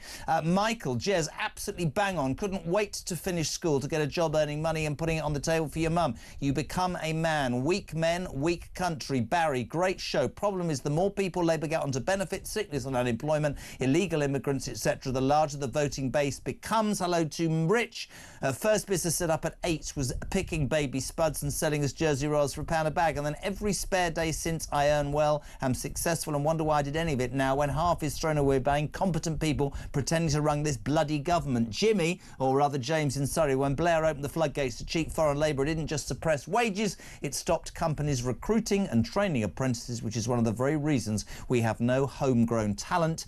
So Kemi Badenoch's Ivor is going to bring James Cleverly back to the front bench. Would that be the same James Cleverly who had the original brainwave of giving away the Chagos Islands? Talk about getting your best people in the team. To the calls, let's go to Bath. It's posh there. Kay, you're on Talk Drive. Hello. Hello. I'm so sorry. It's one of the having a nightmare. What's going on? I wanted to talk to you about the fact that you say that kids don't want to work. I think you need to know how difficult it is for kids to work these days. They're not allowed to work, for example, more than 2 hours on a Sunday. I know. They're not. Can you hear me? Yeah, I can hear you. Yeah. Yeah. So they're not allowed to work more than 2 hours on a Sunday. You have to get a permit that is signed by the council and the school and the parents before you're allowed to employ them. And it just means there's so much paperwork. You have to do a risk assessment before you can fill in the form. Oh, listen, my son's got a job at a fish and chip shop, that restaurant down on the front where we live, and How old is he? 16. He's doing a 9-hour shift today, and a 9-hour shift tomorrow. You can do it from the age of 17 upwards, but 16 and under, you're not supposed to do it. Yes, he is. It's all legal. What are you talking about? No, it isn't. It says, I've got it in front of me on the piece of paper, and it says that 15 and 16-year-olds are not allowed to do more than 7 hours work on any one day. Sorry, 8 hours between 7 a.m. and 7 p.m. So he's doing a 9-hour shift with an hour-long lunch break, so that's allowed. But my point is very quickly to you. My point to you, I want to very quickly ask you this. Do you think that we should bring back kids being allowed to go to work at 16 and not stay in education and learn and graft and build their way up? Do you think that's a good idea, yes or no? Too right. I've got a cafe and I think they should be allowed to work. Yeah, I agree. But the other problem that you get is that minimum wages now increase so much for kids that you've got somebody who is 17 turning 18. They were on £6.40 an hour. The new rates came in when they turned 18 and they go up to £10 an hour. Which is difficult for companies. Good point. Thank you, Kay in Bath. We're going to go to an ad break very quickly, and then we're going to do what's in the newspaper tomorrow in the Sun. Is that what we're doing? With the legend, ladies and gentlemen, called John Lucas, who's known affectionately by an increasing female fan base as Sexy Sarge. He's next on Talk.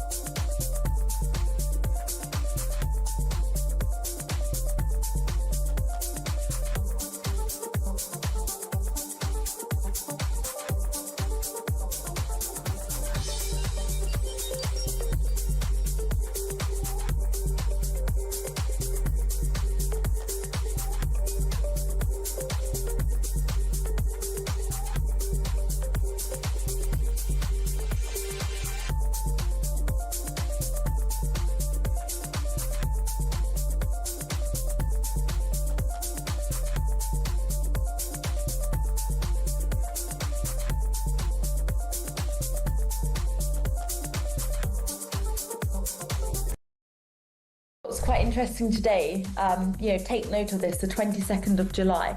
We've just seen Labour's new immigration reforms for skilled visas has come in. So I think, they've seen that the numbers of small boat crossings is now plus 46,000 this year alone. And now they're trying to reduce the actual number of skilled visas by £100,000. Sorry, 100,000 visas a year reduced.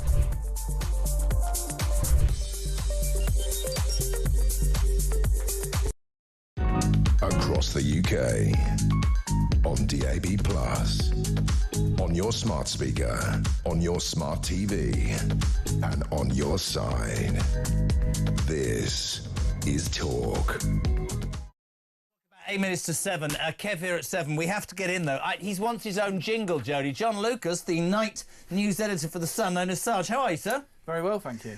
We should get Sarge from The Sun on Talk. Gets it done.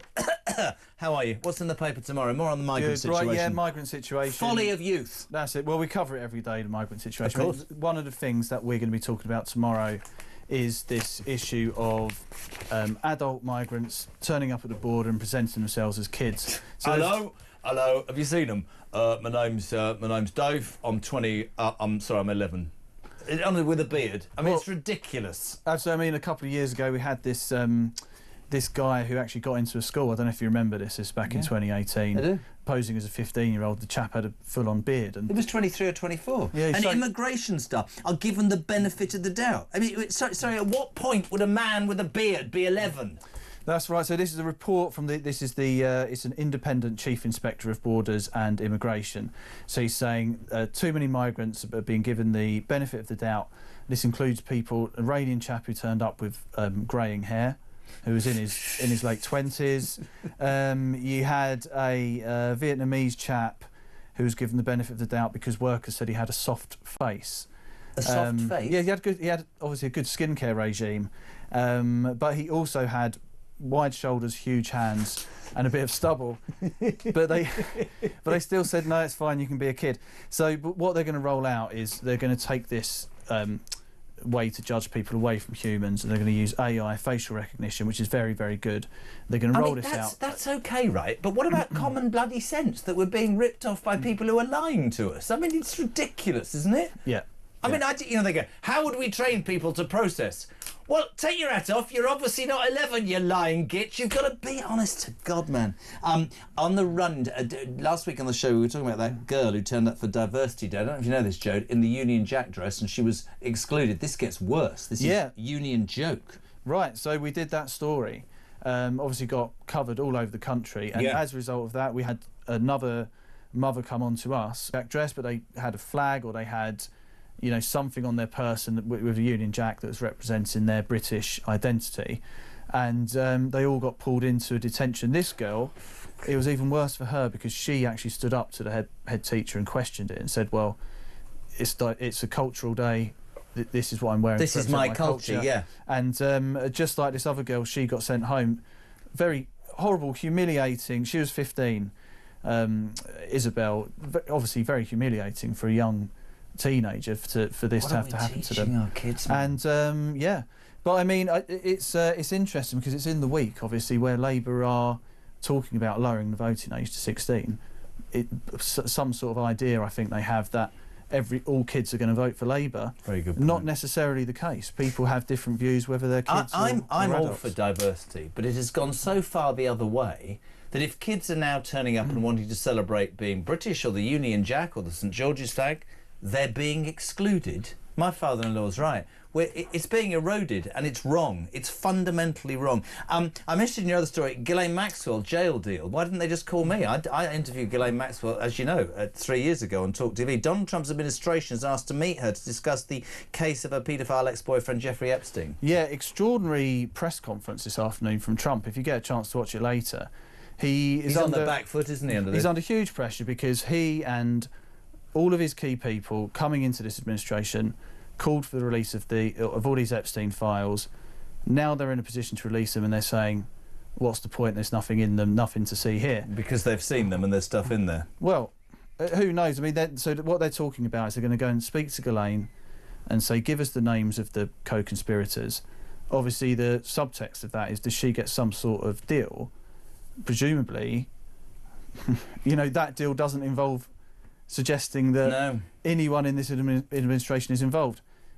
Could, you know, some people might... it's a really interesting time for Trump, because many in Magda, in the Make America Great Again movement, are not happy with him as well. You're absolutely right. You said before he was elected, I want those files released. He's obviously had to look at them. There obviously is stuff that presumably, allegedly, maybe not, isn't to anybody's advantage and his side, and so he's doing that. Can we just, honestly, this other story I've got to do. Elvis fan has left the building. This will be on the website. Honestly, you can use the video. Just tell us, this is brilliant, quickly. Yeah, so you heard of the ABBA experience. You go in and you see the holograms of ABBA. They did a similar thing with Elvis. Well, you thought it was going to be a similar thing. It was billed, you're going to have holograms, it's going to be amazing. Actually, it's a couple of blokes on the stage performing some Elvis songs. It's okay.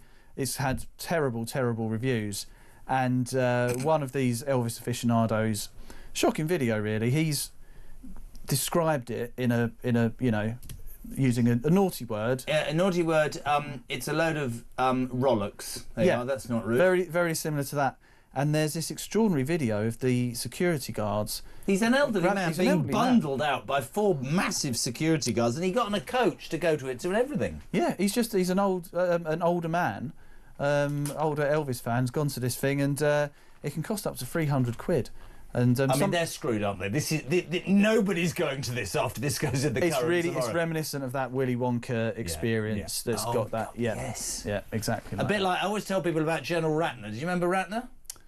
Yes. He got drunk and he said, to be honest, all my jewellery is crap. Yeah. And he was worth 600 million quid, and 2 weeks later it was skin. Fantastic as ever. So, folly of youth. 28-year-old men arriving at this country with a beer going, my name's Dave and I'm 11. Oh, you can come in then. Union joke, more on that story. Kids turning up for a diversity day, wearing the Union Jack, the dress, having a flag, you're excluded. Ghislaine Maxwell, watch that. Will the Trump administration try and wiggle and get a deal on that? And the Elvis fan had to leave the building because he described the, what's that called when they, with the hologram? Like the, have you been to the ABBA one? I've not been to it. No, it's not for you, is it?